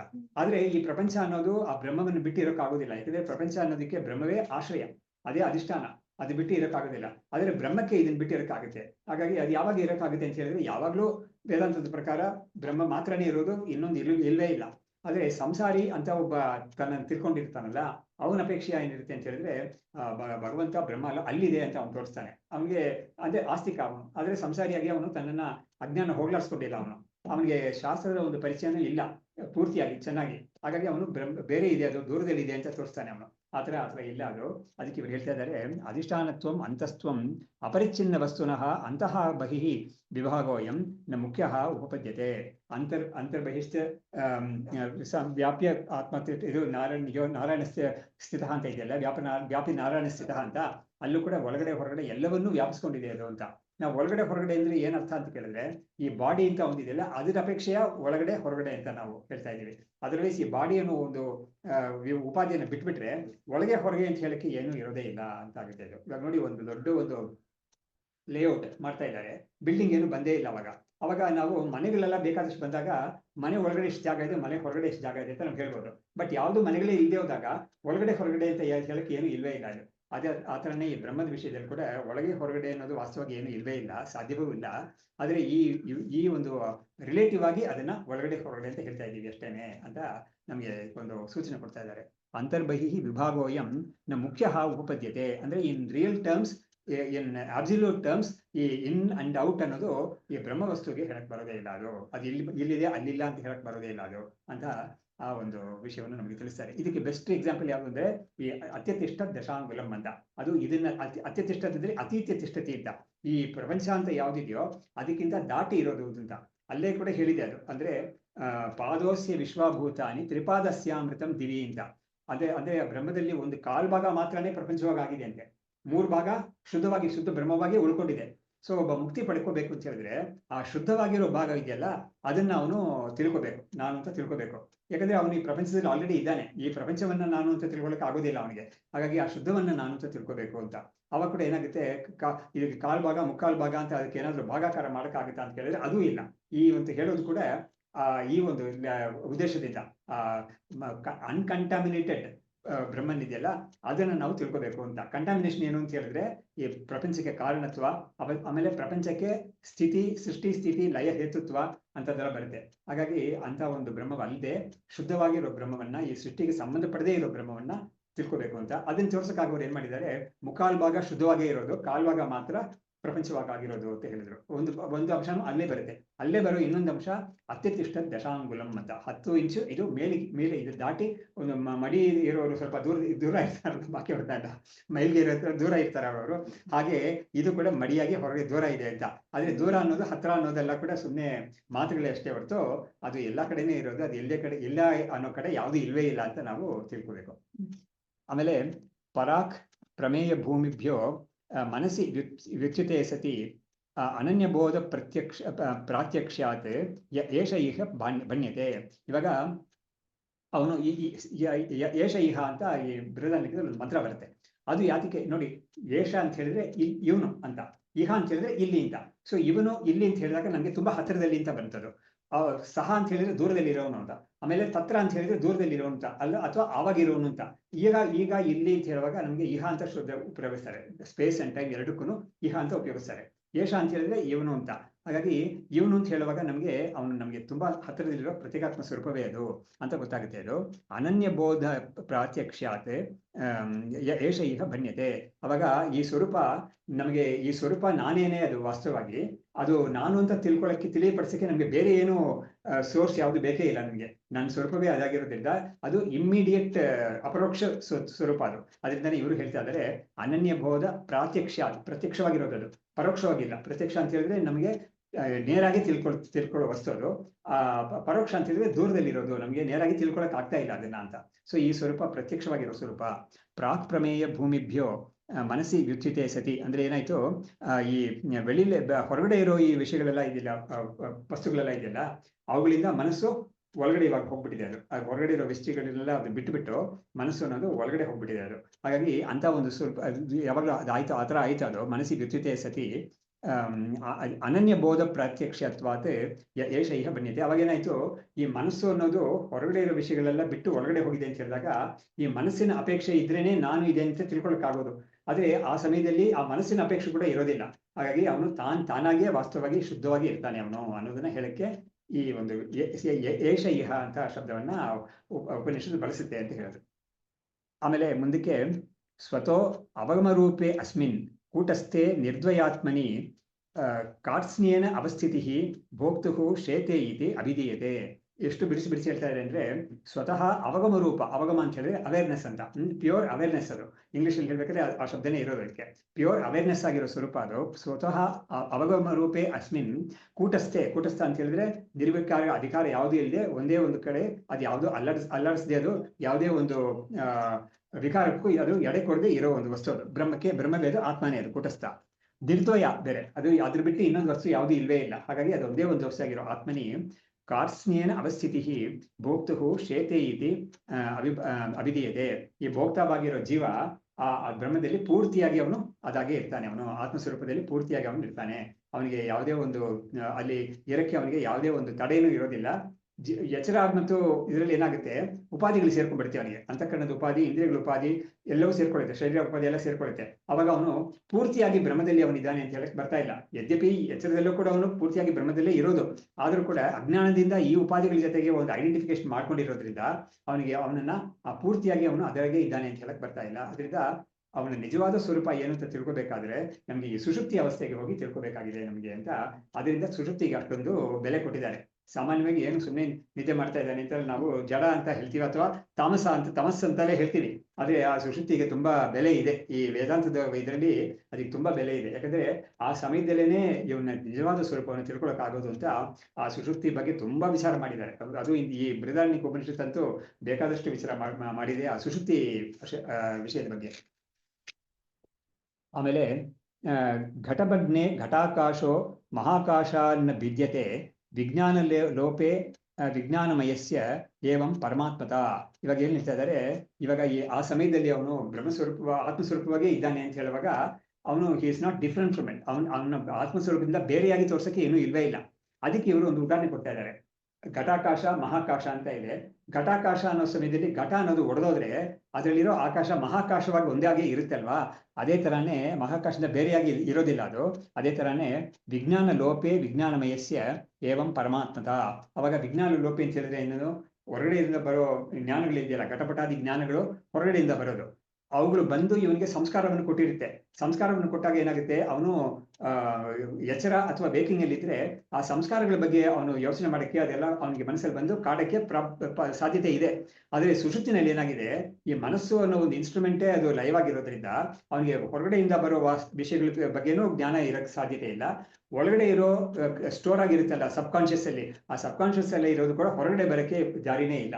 ಡ್ರೀಮ್ ಅಲ್ಲಿ ಅದೆಲ್ಲ ಸಾಧ್ಯತೆ ಇದೆ. ಆದ್ರೆ ವಾಸನಾಮಯವಾದ ಪ್ರಪಂಚ ಕೂಡ ಅವನಿಗೆ ಅವನ ಪಾಲಿಗೆ ಅದು ಇಲ್ಲ ಅಂತಾನೆ ಆಗಿದೆ ಅದು. ಹಾಗಾಗಿ ಅವನು ಈ ಹೊರಗಡೆ ಇರೋ ಬರೋ ಒಂದು ಇನ್ಫಾರ್ಮೇಶನ್ ಅಥವಾ ಜ್ಞಾನ ಮತ್ತು ಒಳಗಡೆನೇ ಇರೋದು ಅವನಿಗೆ ಮೆಮರಿ ತರ ಬರೋದಿಕ್ಕೆ ಅದಕ್ಕೂ ಕೂಡ ಇವಾಗ ಎಡೆ ಇಲ್ಲದೆ ಕಾರಣದಿಂದ ಅವನು ಈ ಜೀವ ಈ ಪರಮಾತ್ಮ ಸ್ವರೂಪವಾಗಿ ಆಗಿರ್ತಾನೆ. ಅದಕ್ಕೆ ಉದಾಹರಣೆ ಏನ್ ಕೊಟ್ರು, ಈ ಘಟಾಕಾಶ ಅನ್ನೋದಕ್ಕೆ ಅದು ಘಟದಿಂದ ಪರಿಮಿತಿ ಹೊಂದಿದೆ. ಅದು ಘಟ ಒಡೆದೋದ್ರೆ ಏನಾಗುತ್ತೆ, ಈ ಆಕಾಶ ಪರಿಮಿತಿ ಇಲ್ಲದೆ ಮಹಾಕಾಶವಾಗಿ ಒಂದಾಗಿರುತ್ತೆ. ಇಲ್ಲೂ ಕೂಡ ಏನಾಗ್ತಾ ಇದೆ, ಇವನಿಗೆ ಈ ಶರೀರ ಉಪಾಧಿಗಳೆಲ್ಲ ಇರೋ, ಶರೀರ ಇಂದ್ರಿಯ ಮನಸ್ಸು ಉಪಾಧಿಗಳು ಇದ್ದಾಗ ಅವನಿಗೊಂದು ಪರಿಮಿತಿ ಇದ್ದಾಗ ಆಯ್ತದು. ಆ ಉಪಾಧಿ ಹೋದಾಗ ಅಂತ ಹೇಳಿದ್ರೆ ಏನು, ಅವನು ಬಿಟ್ಟಿಲ್ಲ, ಮನಸ್ಪೂರ್ವವಾಗಿ ಅವನು ಆತ್ಮಜ್ಞಾನ ಹೊಂದಿ ಬಿಟ್ಟಿಲ್ಲ. ಆದ್ರೆ ಇವಾಗ ಅವನಿಗೆ ನ್ಯಾಚುರಲ್ ಆಗಿ ಒಂದು ಬ್ರಹ್ಮದ ಜೊತೆಗೆ ಸೇರ್ಕೊಳ್ಳೋ ಒಂದು ಸ್ಥಿತಿ ಬಂದಿದೆ ಸುಷುಪ್ತಿನಲ್ಲಿ. ಅವಾಗ ಅವನು ಅದ್ರ ಬ್ರಹ್ಮದ ಜೊತೆಗೆ ಒಂದೇ ಆಗಿದ್ದಾನೆ. ಅವನನ್ನ ಅದರಿಂದ ಬೇರ್ಪಡಿಸಿ ತೋರ್ಸಕ್ಕೆ ಲಿಮಿಟಿಂಗ್ ಅಡ್ಜೆಕ್ಟ್ಸ್ ಯಾವುದು ಇಲ್ಲ ಅವನಿಗೆ ಅನ್ನೋದನ್ನ ಈ ರೀತಿಯಲ್ಲಿ ಹೇಳಿದ್ರು ಅವರು. ಅವಾಗ ಅದರಿಂದ ಗೊತ್ತಾಗುತ್ತೆ ನಮಗೆ ನಮ್ಮ ವಾಸ್ತವವಾದ ಸ್ವರೂಪ it is being without any limiting adjuncts ಅಂತ. ಇದು ಯಾತಕ್ಕೆ ನಾವು ಹೇಳ್ಬೇಕು ಅಂತ ಹೇಳಿದ್ರೆ, ವೇದಾಂತದಲ್ಲಿ ತುಂಬಾ ಮುಖ್ಯವಾದ ಒಂದು ವಿಷಯ ಏನು ಹೇಳೋದು ಅಂದ್ರೆ, ನೋಡು, ನನ್ನ ಸ್ವರೂಪ ಅನ್ನೋದು ನನ್ನ ಸ್ವರೂಪಕ್ಕೆ ಸೇರಿದ್ರೆ ಅದು ಯಾವಾಗ್ಲೂ ನನ್ನ ಜೊತೆಗೆ ಇರ್ಬೇಕಾಗಿತ್ತು, ಯಾವಾಗ್ಲೂ ನನಗೆ ಅದರ ಅನುಭವ ಆಗ್ಬೇಕಾಗಿತ್ತು. ಆದ್ರೆ ನನಗೆ ಕದಾಚಿತ್ ಅದರ ಅನುಭವ ಇರುತ್ತೆ, ಕದಾಚಿತ್ ಅನುಭವ ಇರೋದಿಲ್ಲ ಅಂತ ಬಂದಾಗ ಏನಾಗುತ್ತೆ, ಆ ವಸ್ತು ಯಾವ ವಸ್ತುಗೆ ಒಂದು ಕೆಲವೊಮ್ಮೆ ಮಾತ್ರ ಅನುಭವಕ್ಕೆ ಬರುತ್ತೆ, ಕೆಲವೊಮ್ಮೆ ಅನುಭವ ಬರೋದಿಲ್ಲ ಅಂತ ಹೇಳಿದ್ರೆ ಅದು ನಮ್ಮ ಸ್ವರೂಪಕ್ಕೆ ಸೇರಿದ ಅಲ್ಲ ಅಂತ ನಾವು ಯುಕ್ತಿಯಿಂದ ತೀರ್ಮಾನ ಮಾಡ್ಬೋದು, ಅನ್ವಯ ವ್ಯತಿರೇಕದಿಂದ. ಆದ್ರೆ ನಾವು ಅಂತ ನಮ್ಮ ಚೈತನ್ಯ ಸ್ವರೂಪ ಇದೆಯಲ್ಲ, ಅದು ಮಾತ್ರ ಯಾವಾಗ್ಲೂ ಕೂಡ ಬಿಟ್ಟೋಗದೆ ಇರ್ತಾನೆ ಇದೆ ಜೊತೆ, ನಮ್ಮನ್ನ ಬಿಟ್ಟು ಹೋಗೋದೇ ಇಲ್ಲ ಆ ಸ್ವರೂಪ ಅನ್ನೋದು. ನಮ್ಮ ಹೇಗೆ ಅಗ್ನಿಯನ್ನ ಉಷ್ಣ ಅನ್ನೋದು ದಾಹಕ ಅನ್ನೋ ಶಕ್ತಿ ಅನ್ನೋದು ಅಗ್ನಿಯನ್ನು ಬಿಟ್ಟು ಹೋಗೋದೇ ಇಲ್ವೋ, ಆ ತರ ಈ ಚೈತನ್ಯ ಅನ್ನೋದು ನಮ್ಮನ್ನು ಬಿಟ್ಟು ಹೋಗೋದೇ ಇಲ್ಲ ಅದು. ಆದ್ರೆ ಈ ಉಪಾಧಿಗಳೆಲ್ಲ ಕೂಡ ಏನಾಗ್ತಾ ಇದೆ, ನಮ್ಮನ್ನು ಬಿಟ್ಟು ಆ ಸಮಯದಲ್ಲಿ ನಾವು ಅದನ್ನ ಬಿಟ್ಟು ಇರಕ್ ಸಾಧ್ಯವಾಗ್ತಾ ಇದೆ. ಅದರಿಂದ ಗೊತ್ತಾಗುತ್ತೆ ಅವುಗಳು ನಮ್ಮ ವಾಸ್ತವದ ಸ್ವರೂಪ ಅಲ್ಲ, ಅದು ನಮ್ಮ ಸ್ವರೂಪಕ್ಕೆ ಸೇರಿದಲ್ಲ ಅವುಗಳು ಅಂತ ನಮ್ಗೆ ಗೊತ್ತಾಗುತ್ತೆ ಅದು. ಸೊ ಈ ಒಂದು ವಿವೇಕವು ನಮಗೆ ಇಂಥ ಒಂದು ವಿಚಾರದಿಂದ ಸಿಗುತ್ತೆ ನಮಗೆ. ಆಮೇಲೆ ದೇಹಾದಿ ಅಧ್ಯಕ್ಷತಾಂ ಹಿತ್ವಾ ಸುಪ್ತೌ ಸ್ವಾತ್ಮನಿ ವರ್ತತೆ ಇತಿ ಏತತೆ ಸಾಧ್ಯತೆ ಶ್ರುತ್ಯ ಸಮಾಖ್ಯಾಯಾಹ ಚ ಯುಕ್ತಿತಃ. ಇವಾಗ ಈ ಜೀವ ಅನ್ನೋನು ನಿರುಪಾಧಿಕ ಸ್ವರೂಪವಾಗಿದ್ದಾನೆ. ಅವನು ಆ ಸಮಯದಲ್ಲಿ ಏನೋ ಆ ಸುಷುಪ್ತಿ ಸಮಯದಲ್ಲಿ ಸೋಪಾಧಿಕವಾಗಿ ಇಲ್ಲದೆ, ಉಪಾಧಿಗಳು ಸಹಿತವಾಗಿ ಇಲ್ಲದೆ ನಿರುಪಾಧಿಕವಾಗಿದ್ದಾನೆ, ಎಲ್ಲ ಉಪಾಧಿಗಳು ಬಿಟ್ಟಿದ್ದಾನೆ ಅವನು ಅನ್ನೋದನ್ನ ಈ ಶ್ಲೋಕದಲ್ಲಿ ಹೇಳ್ತಾ ಇದ್ದಾರೆ. ದೇಹಾದಿ ಅಧ್ಯಕ್ಷತಾಂ ಹಿತ್ವ ಅಂದ್ರೆ ಏನಾಯ್ತು, ದೇಹಾದಿ ಅಂತ ಹೇಳಿದ್ರೆ ಶರೀರ ಮನಸ್ಸು ಇಂದ್ರಿಯಗಳು ಇದೆಲ್ಲ ಇದೆಯಲ್ಲ, ಅದಕ್ಕೆಲ್ಲ ಇವನು ಅಧಿಪತಿಯಾಗಿದ್ದಾನೆ ವೇಕಿಂಗ್ ಸ್ಟೇಟ್ ಅಲ್ಲಿ. ಯಾಕಂದ್ರೆ ಇವನು ವೇಕಿಂಗ್ ಸ್ಟೇಟ್ ಅಲ್ಲಿ ಇವನ ಮನಸ್ಸು ಇಂದ್ರಿಯಗಳು ಇವುಗಳನ್ನೆಲ್ಲ ಯಾವ ತರ ಇವನಿಗೆ ಬೇಕೋ ಆ ತರ ಇವನಿಗೆ ಉಪಯೋಗಿಸ್ಕೊಳ್ಳಕ್ಕೆ ಆಗುತ್ತೆ ಇವನಿಗೆ. ಆಮೇಲೆ ಇವನೇ ಅದನ್ನ ಉಪಯೋಗಿಸ್ಕೊಳ್ತಾ ಇರೋದು. ಆದ್ರೆ ಆ ಸಮಯದಲ್ಲಿ ಇವನಿಗೆ ಆ ಒಂದು ಶಕ್ತಿ ಹೊಟ್ಟೋಗಿರುತ್ತೆ ಅಂತ ಹೇಳಿ ಅದು ಲೋಪ ಅಲ್ಲ, ಅದು ಇವುಗಳ ಒಂದು ಉಪಾಧಿ ಅವನಿಗೆ ಆ ಸಮಯದಲ್ಲಿ ಭಾಸವಾಗ್ತಾ ಇಲ್ಲ. ಅವಾಗ ದೇಹಾದಿ ಅಧ್ಯಕ್ಷತಾಂ ಹಿತ್ವ ಸುಪ್ತವು ಸ್ವಾತ್ಮನಿ ವರ್ತತೆ, ಸುಷುಪ್ತಿನಲ್ಲಿ ಅವನು ತನ್ನ ಸ್ವರೂಪದಲ್ಲೇನೆ ಇದ್ಕೊಂಡಿದ್ದಾನೆ ಅವನು. ಇತ್ಯೇತತ್ ಸಾಧ್ಯತೆ, ಇದನ್ನ ಉಪನಿಷತ್ತು ನಮಗೆ ತಿಳಿಸ್ಕೊಡ್ತಾ ಇದೆ. ಇವಾಗ ಹೇಗೆ ಅಂದ್ರೆ ಶ್ರುತಿ ಬಲದಿಂದನೂ ಹೇಳ್ಕೊಡ್ತಾ ಇದೆ, ಆಮೇಲೆ ಅವನಿಗೆ ಹೆಸರು, ಇಂಥ ಒಂದು ಹೆಸರು ಅವನಿಗಿದೆ ಅನ್ನೋದ್ರ ಮೂಲವಾಗೂ ತೋರಿಸ್ಕೊಡ್ತಾ ಇದೆ. ಅವನಿಗೆ ಆ ಸಮಯದಲ್ಲಿ ಅವನಿಗೆ ಸುಷುಪ್ತಿನಲ್ಲಿರೋವನಿಗೆ ಆ ಜೀವನಿಗೆ ಒಂದು ಹೆಸರು ಕೊಟ್ಟಿದೆ. ಇದು ಉಪನಿಷತ್ತು ಸ್ವಪಿತಿ ಅಂತ ಒಂದು ಹೆಸರು ಕೊಟ್ಟಿದೆ. ಆಕ್ಚುಲಿ ಸ್ವಪಿತಿ ಅಂತ ಹೇಳಿದ್ರೆ ಅದು ಕ್ರಿಯಾಪದ. ಅದು ಆಕ್ಚುಲಿ ನಿದ್ದೆ ಮಾಡ್ತಾ ಇದ್ದಾನೆ ಅಂತ ಕ್ರಿಯಾಪದ ಸ್ವಪಿತಿ ಅಂತ ಹೇಳಿದ್ರೆ. ಆದ್ರೆ ಸ್ವಪಿತಿ ನಾಮ, ಇವನಿಗೆ ಸ್ವಪಿತಿ ಅಂತ ಹೆಸರೇ ಕೊಟ್ಬಿಟ್ಟಿದ್ದಾರೆ ಇವನಿಗೆ. ಅಂದ್ರೆ ನಿದ್ದೆ ಮಾಡುವವನು ಅಂತ ಆಗೋಯ್ತು. ನಿದ್ದೆ ಮಾಡ್ತಾ ಇದ್ದಾನೆ ಅಂತ ಹೇಳಕ್ಕಿಂತ ಇವನು ನಿದ್ದೆ ಮಾಡುವ ಸ್ವರೂಪವೇ ಇವನು ಅಂತ ಈ ರೀತಿಯಲ್ಲಿ ಅವನಿಗೆ ಒಂದು ಹೆಸರು ಕೊಟ್ಟಿದೆ. ಅದರಿಂದ ಏನ್ ಗೊತ್ತಾಗುತ್ತೆ, ಆ ಸ್ವಪಿತಿ ಅಂತ ಹೇಳುವಾಗಲೂ ಕೂಡ ಸ್ವಂ ಅಪೀತಿ ಅಪೀತಿ ಅಂತ, ಸ್ವಂ ಅಪೀತಿ ಅಂತ ಹೇಳಿದ್ರೆ ತನ್ನ ಸ್ವರೂಪವನ್ನು ಅವನು ಸೇರ್ಕೊಂಡ್ಬಿಟ್ಟಿದ್ದಾನೆ, ಅದನ್ನು ತಬ್ಕೊಂಡ್ಬಿಟ್ಟಿದ್ದಾನೆ, ಅವನು ಆ ಸ್ವರೂಪದಲ್ಲೇ ಒಂದಾಗ್ಬಿಟ್ಟಿದ್ದಾನೆ ಅವನು ಅಂತ ಅರ್ಥ ಅದಕ್ಕೆ. ಹಾಗಾಗಿ ಅದನ್ನ ಇವರು ಬಿಡಿಸಿ ಹೇಳ್ತಾರೆ ಇವಾಗ. ಸುಪ್ತಸ್ಯ ಸ್ವಪಿತೀತಿ ಏಷ ಸಮಾಖ್ಯ. ಸಮಾಖ್ಯ ಅಂದ್ರೆ ಹೆಸರು ಅಂತ ಅರ್ಥ. ಸಮಾಖ್ಯ ಸರ್ವಸಮ್ಮತ ನಿರುಕ್ತಿಂ ಆಹುಹು ಛಾಂದೋಗಾಹ. ಛಾಂದೋಗ್ಯ ಉಪನಿಷತ್ತಲ್ಲಿ ಹೇಳಿದೆ ಇದು. ಸ್ವಂ ಅಪೀತಃ ಇತಿ ಈದೃಶೀಂ ಅಂತ. ಸ್ವಂ ಅಪೀತಃ ಅಂತ ಹೇಳಿದ್ರೆ ತನ್ನನ್ನೇ ಅವನು ಸೇರ್ಕೊಂಡ್ಬಿಟ್ಟಿದ್ದಾನೆ ಅಂತ, ತನ್ನ ಸ್ವರೂಪದಲ್ಲಿ ಅವನು ತನ್ನನ್ನೇ ಅವನು ಹೊಂದಿದ್ದಾನೆ ಅಂತ. ಅಪೀತಃ ಅಂತ ಹೇಳಿದ್ರೆ ತನ್ನನ್ನೇ ಹೊಂದಿದ್ದಾನೆ ಅವನು ಅಂತ. ಅಪೀತಃ ಆಕ್ಚುಲಿ ಅಪೀತ ಅಂತ ಇನ್ನೊಂದು ಶಬ್ದ ಇದೆ. ಅಪೀತ ಅಂತ ಹೇಳಿದ್ರೆ ಇದರಲ್ಲಿ ತಿರುವಣ್ಣಾಮಲೆಯಲ್ಲಿ ಇರೋ ದೇವರಿದಲ್ಲ, ದೇಶ ಸ್ವಾಮಿಗೆ ಅಲ್ಲಿ ಇರೋ ಶಕ್ತಿ ಇದಕ್ಕೆ ಅಪೀತ ಕುಚಾಂಬ ಅಂತ ಹೆಸರು. ಅಪೀತ ಅಂತ ಹೇಳಿದ್ರೆ, ಪೀತ ಅಂತ ಹೇಳಿದ್ರೆ ಕುಡ್ದಿರೋದು ಅಂತ, ಅಪೀತ ಅಂತ ಹೇಳಿದ್ರೆ ಕುಡಿದಿಲ್ಲದೆ ಇರೋದು ಅಂತ. ಅಂದ್ರೆ ಏನಾಯ್ತು ಅಂತ ಹೇಳಿದ್ರೆ, ಅದು ಅವಳ ಒಂದು ಕುಚ ಅಂತ ಇದೆಯಲ್ಲ, ಅದು ಯಾರು ಅದನ್ನ ಸ್ತನ್ಯಪಾನ ಮಾಡಿಲ್ಲ ಅಂತ, ಆ ರೀತಿಯಲ್ಲಿ ಅವರಿಗೆ ಅಪೀತ ಕುಚಾಂಬ ಅಂತ ಇದೆ. ಏನಕ್ಕೆ ಅಂತ ಹೇಳಿದ್ರೆ ಈ ಶಬ್ದಗಳಿಗೆಲ್ಲ ಸ್ವಲ್ಪ ಬೇರೆ ಬೇರೆ ಅರ್ಥಗಳಿರುತ್ತೆ. ಈ ಕಾಂಟೆಕ್ಸ್ಟ್ ಅಲ್ಲಿ ಇದಕ್ಕೆ ಸ್ವಂ ಅಪೀತಃ ಅಂತ ಹೇಳಿದ್ರೆ ತನ್ನನ್ನೇ ಅವನು ಹೊಂದಿದವನು ಅಂತ ಅರ್ಥ ಇದೆ. ಈ ಹೆಸರನ್ನ ಉಪನಿಷತ್ತು ಕೊಡುತ್ತೆ ಇವನಿಗೆ. ನಿದ್ದೆ ಮಾಡ್ತಾ ಇರೋ ಜೀವನಿಗೆ ಒಂದು ಹೆಸರನ್ನೇ ಕೊಡುತ್ತೆ ನೋಡಿ. ಇವಾಗ ಇದರಲ್ಲಿ ಮಾಂಡವ್ಯ ಉಪನಿಷತ್ತಲ್ಲಿ ಈ ಜೀವನಿಗೆ ಜಾಗೃತ, ಸ್ವಪ್ನ, ಸುಷುಪ್ತಿ 3 ಸಮಯದಲ್ಲೂ ಒಂದೊಂದು ಹೆಸರು ಕೊಡುತ್ತೆ. ಅದು ಏನಂತೇಳಿ, ಜಾಗೃತ ಅವಸ್ಥೆಯಲ್ಲಿ ಅವನಿಗೆ ಇದು ವಿರಾಟ್ ಅಂದ್ರೆ ವೈಶ್ವಾನರ ಅಂತ, ಆಮೇಲೆ ಸುಷುಪ್ತಿ ಸ್ವಪ್ನದಲ್ಲಿ ಹಿರಣ್ಯಗರ್ಭ ಮತ್ತು ತೈಜಸ ಅಂತ, ಸುಷುಪ್ತಿಯಲ್ಲಿ ಅವನಿಗೆ ಪ್ರಾಜ್ಞಾ ಮತ್ತು ಈಶ್ವರ ಅಂತ ಹೆಸರು. ಸೊ ಜೀವನಿಗೆ ಸುಷುಪ್ತಿಯಲ್ಲಿ ಪ್ರಾಜ್ಞಾ ಅಂತ ಹೆಸರು ಅಲ್ಲಿ ಕೊಟ್ಟಿದೆ. ಆದ್ರೆ ಇಲ್ಲಿ ಉಪನಿಷತ್ತು ಏನ್ ಮಾಡುತ್ತೆ, ಅವನಿಗೆ ಆ ಪ್ರಾಜ್ಞಾ ಅಂತ ಒಂದು ಹೆಸರು ಇರ್ಲಿ, ಆದ್ರೆ ನಾನು ಒಂದು ಸ್ಪೆಷಲ್ ನೇಮ್ ಕೊಡ್ತೀನಿ ಅಂತ ಹೇಳ್ಬಿಟ್ಟು ಸ್ವಪಿತಿ ಅಂತ ಒಂದು ಹೆಸರು ಕೊಡ್ತಾ ಇದೆ. ಆದ್ರೆ ಏನರ್ಥ, ಅವನು ಅವನ ಸ್ವರೂಪದಲ್ಲೇ ಅವನು ಸೇರ್ಕೊಂಡಿದ್ದಾನೆ ಅನ್ನೋ ಅರ್ಥವನ್ನ ಅದು ಅವನಿಗೆ ಹೆಸರಾಗಿ ಕೊಟ್ಬಿಡ್ತಾ ಇದೆ, ನಾಮಕರಣ ಮಾಡ್ಬಿಟ್ಟಿದೆ ಆತರ. ಅಲ್ಲಿ ಪ್ರಾಜ್ಞಾ ಅಂತ ಹೇಳಿದ್ರೆ ಅಲ್ಲಿ ಏನಂದ್ರೆ, ಪ್ರಾಜ್ಞಾ ಅಂತ ಹೇಳಿದ್ರೆ ಯಾತಕ್ಕೆ ಹೇಳಿದ್ದಾರೆ ಅಂದ್ರೆ, ಎಲ್ಲಾ ಪ್ರಜ್ಞೆಗಳು ಸೇರ್ಕೊಂಡು ಆ ಸಮಯದಲ್ಲಿ ಒಂದಾಗೋಗ್ಬಿಟ್ಟಿದೆ ಅಲ್ಲಿ ನೋಡಿ. ಹೆಸರದಲ್ಲಿ ಅವನಿಗೆ ನಾನಾ ಫ್ಯಾಕಲ್ಟೀಸ್ ಇರುತ್ತೆ ಅವನಿಗೆ. ಆ ಲ್ಯಾಂಗ್ವೇಜ್ ಗೊತ್ತು, ಎಷ್ಟೋ ನಾನಾ ವಿಧವಾದ ಲ್ಯಾಂಗ್ವೇಜಸ್ ಗೊತ್ತು ಅವನಿಗೆ, ನಾನಾ ವಿಧವಾದ ಸ್ಕಿಲ್ಸ್ ಎಲ್ಲ ಇದೆ ಅವನಿಗೆ, ಬೇಕಾದಷ್ಟು ವಿಷಯಗಳಲ್ಲಿ ತಿಳುವಳಿಕೆ ಇದೆ ಅನ್ನೋದೆಲ್ಲ ಜಾಗೃತ ಸ್ವಪ್ನದಲ್ಲಿ ಗೊತ್ತಾಗುತ್ತೆ. ಆದ್ರೆ ಸ್ವಪ್ನದಲ್ಲಿ ಸುಷುಪ್ತಿನಲ್ಲಿ ಏನಾಗುತ್ತೆ, ಇವುಗಳೆಲ್ಲ ಸೇರ್ಕೊಂಡು ಒಂದು ಐಡೆಂಟಿಫೈಬಲ್ ಮಿಕ್ಸ್ಚರ್ ಅಂತ ಆಗೋಗ್ಬಿಟ್ಟಿದ್ದಾರೆ, ಒಂದು ಹಿಟ್ಟು ತರ ಆಗೋಗ್ಬಿಟ್ಟಿರ್ತಾರೆ. ಅವಾಗ ನಾವು ಕಲಿಸಿದ ಹಿಟ್ಟು ತರ, ಅದರಲ್ಲಿ ನಮ್ಗೆ ಈ ಧಾನ್ಯ ಬೇರೆ ಆ ಧಾನ್ಯ ಬೇರೆ ಅಂತ ಹೇಳಕ್ ಬರೋದಿಲ್ವಲ್ಲ, ಆ ರೀತಿಯಾಗಿ ಒಂದಾಗಿರುತ್ತೆ ಅದು. It won't be lost by him. Only thing is, ಆ ಸಮಯದಲ್ಲಿ ಇದು they won't find independent or separate expressions ಅಷ್ಟೇನೆ ಆ ಸಮಯದಲ್ಲಿ. ಹಾಗಾಗಿ ಅವನು ಪ್ರಾಜ್ಞಾ ಅಂತ ಅಲ್ಲಿ ಕರೆದಿದ್ದಾರೆ. ಏನಿಲ್ಲ, ಇಲ್ಲಿ ಸ್ವಪಿತಿ ಅಂತ ಹೆಸರನ್ನು ಇದು ಕೊಡುತ್ತೆ. ಅದು ಉಪನಿಷತ್ ಕೊಡೋ ಹೆಸರಿಂದ ಇವನಿಗೆ ಈ ತರ ಒಂದು ಹೇಳ್ತಾ ಇದ್ದಾರೆ. ಅದು ಬಿಟ್ಟು ಯುಕ್ತಿಯಿಂದಾನು ಹೇಳ್ತಾರೆ, ಅದು ನಮ್ಮ ಯುಕ್ತಿ ಎಲ್ಲ ಮುಂದಕ್ಕೆ ಹೇಳ್ತಾರೆ ಅವರು. ಅತಃ ಸಮಾಖ್ಯಾಯ ಸುಪ್ತೌ ಸ್ವಾಭಾವಿಕಿ ಆತ್ಮನಿ ಸ್ಥಿತಿ ಯುಕ್ತಿ ಚ ಉಪಾಧಿ ಸಂಹಾರ ಸಂಸಾರಿತ್ವ ನಿವೃತ್ತಯೇ ಅಂತ. ಇವಾಗ ಹೆಸರು ಏನಾಯ್ತು ಇವನಿಗೆ ಸುಪಿತಿ ಅಂತ ಹೇಳಿದಾಗ, ಅವನು ಸ್ವಂ ಅಂದ್ರೆ ಸ್ವಂ ಅಂದ್ರೆ ತನ್ನ ಸ್ವರೂಪವನ್ನು ಅವನು ಹೊಂದಿದ್ದಾನೆ ಅಂತ ಆಯ್ತು. ಅವಾಗ ಅವನು ಆತ್ಮಸ್ವರೂಪವನ್ನೇ ಆ ಸಮಯದಲ್ಲಿ ಹೊಂದಿದ್ದಾನೆ ಅಂತ. ಇನ್ನೊಂದು ಯುಕ್ತಿ ಏನಂತ ಹೇಳಿದ್ರೆ, ಉಪಾಧಿ ಸಂಹಾರ ಸಂಸಾರಿತ್ವ ನಿವೃತ್ತಯೇ ಅಂದ್ರೆ ಏನಾಯ್ತು, ಉಪಾಧಿ ಎಲ್ಲವನ್ನೂ ಕೂಡ ಅವನು ಒಳಗಡೆ ತನ್ನಲ್ಲಿ ಎಳ್ಕೊಂಡ್ಬಿಟ್ಟಿದ್ದಾನೆ. ಅಂದ್ರೆ ಒಳಗಡೆ ಅದನ್ನ ಎಳ್ಕೊಂಡ್ಬಿಟ್ಟು ಉಪಸಂಹಾರ ಮಾಡ್ಕೊಂಡ್ಬಿಟ್ಟಿದ್ದಾನೆ. ಅದನ್ನ ನಾಶ ಮಾಡಿದ್ದಾನೆ ಅಂತಲ್ಲ, ಅದನ್ನ ಉಪಸಂಹಾರ ಮಾಡ್ಕೊಂಡ್ಬಿಟ್ಟಿದ್ದಾನೆ, ಒಳಗಡೆನೆ ಎಳ್ಕೊಂಡ್ಬಿಟ್ಟಿದ್ದಾನೆ.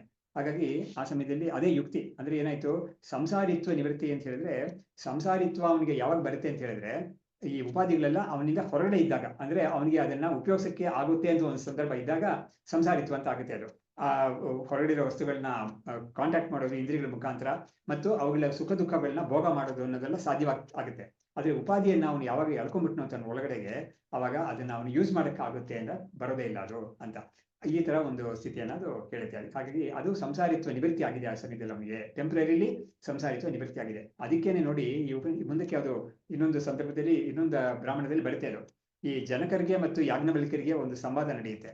ಜನಕ ಅನ್ನೋನು ಆತ್ಮಸ್ವರೂಪವನ್ನ, ಬ್ರಹ್ಮಸ್ವರೂಪವನ್ನ, ಜೀವನ ವಾಸ್ತವವಾದ ಸ್ವರೂಪವನ್ನು ತಿಳ್ಕೊಳ್ಳೋಕೆ ಅವನಿಗೆ ತುಂಬಾ ಜಿಜ್ಞಾಸೆ ಅವನಿಗೆ. ಅದರಿಂದ ಅವನು ಅಂತ ಒಂದು ಡೈಲಾಗ್ಸ್ ಡಿಸ್ಕಷನ್ಸ್ ಎಲ್ಲ ತುಂಬಾ ಮಾಡಿಸ್ತಾ ಇರ್ತಾನೆ. ಅದು ಯಾಜ್ಞವಲ್ಕ್ಯರ ತರ ಅವನಿಗೆ ಸಿಕ್ಬಿಟ್ರೆ ಅವನಿಗೆ ತುಂಬಾ ಖುಷಿ ಅವನಿಗೆ. ಹಾಗಾಗಿ ಅವನು ಇಂಥದ್ದೆಲ್ಲ ಮಾಡ್ತಾ ಇರ್ತಾನೆ. ಅವಾಗ ಅವನು ಕೇಳ್ತಾನೆ, ಮೋಕ್ಷಕ್ಕಾಗಿ ಮೋಕ್ಷ ವಿಷಯವನ್ನ ನೀವು ಹೇಳಿ ಅಂತ ಕೇಳ್ತಾನೆ. ಅವಾಗ ಅವ್ರು ಏನ್ ಮಾಡ್ತಾರೆ, ಮೋಕ್ಷ ವಿಷಯವನ್ನ ಹೇಳ್ಬೇಕಾದ್ರೆ ಸುಷುಪ್ತಿಯನ್ನ ಅನಾಲಿಸಿ ಆಗಿ ಇಟ್ಕೊಂಡು ಮೋಕ್ಷ ವಿಷಯವನ್ನು ತಿಳಿಸ್ತಾರೆ ಅವನಿಗೆ.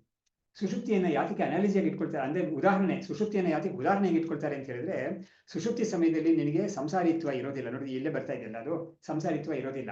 ನೀನು ಆನಂದ ಸ್ವರೂಪವಾಗಿ ಇದ್ದಿದ್ಯಾ. ಇನ್ನೊಂದು ದ್ವೈತ ನಿವೃತ್ತಿ ಆಗಿದೆ ಅವಾಗ. ಆವಾಗ ಪ್ರಪಂಚ ಅನ್ನೋದು ಸಂಬಂಧವೇ ಇರೋದಿಲ್ಲ ನಮಗೆ.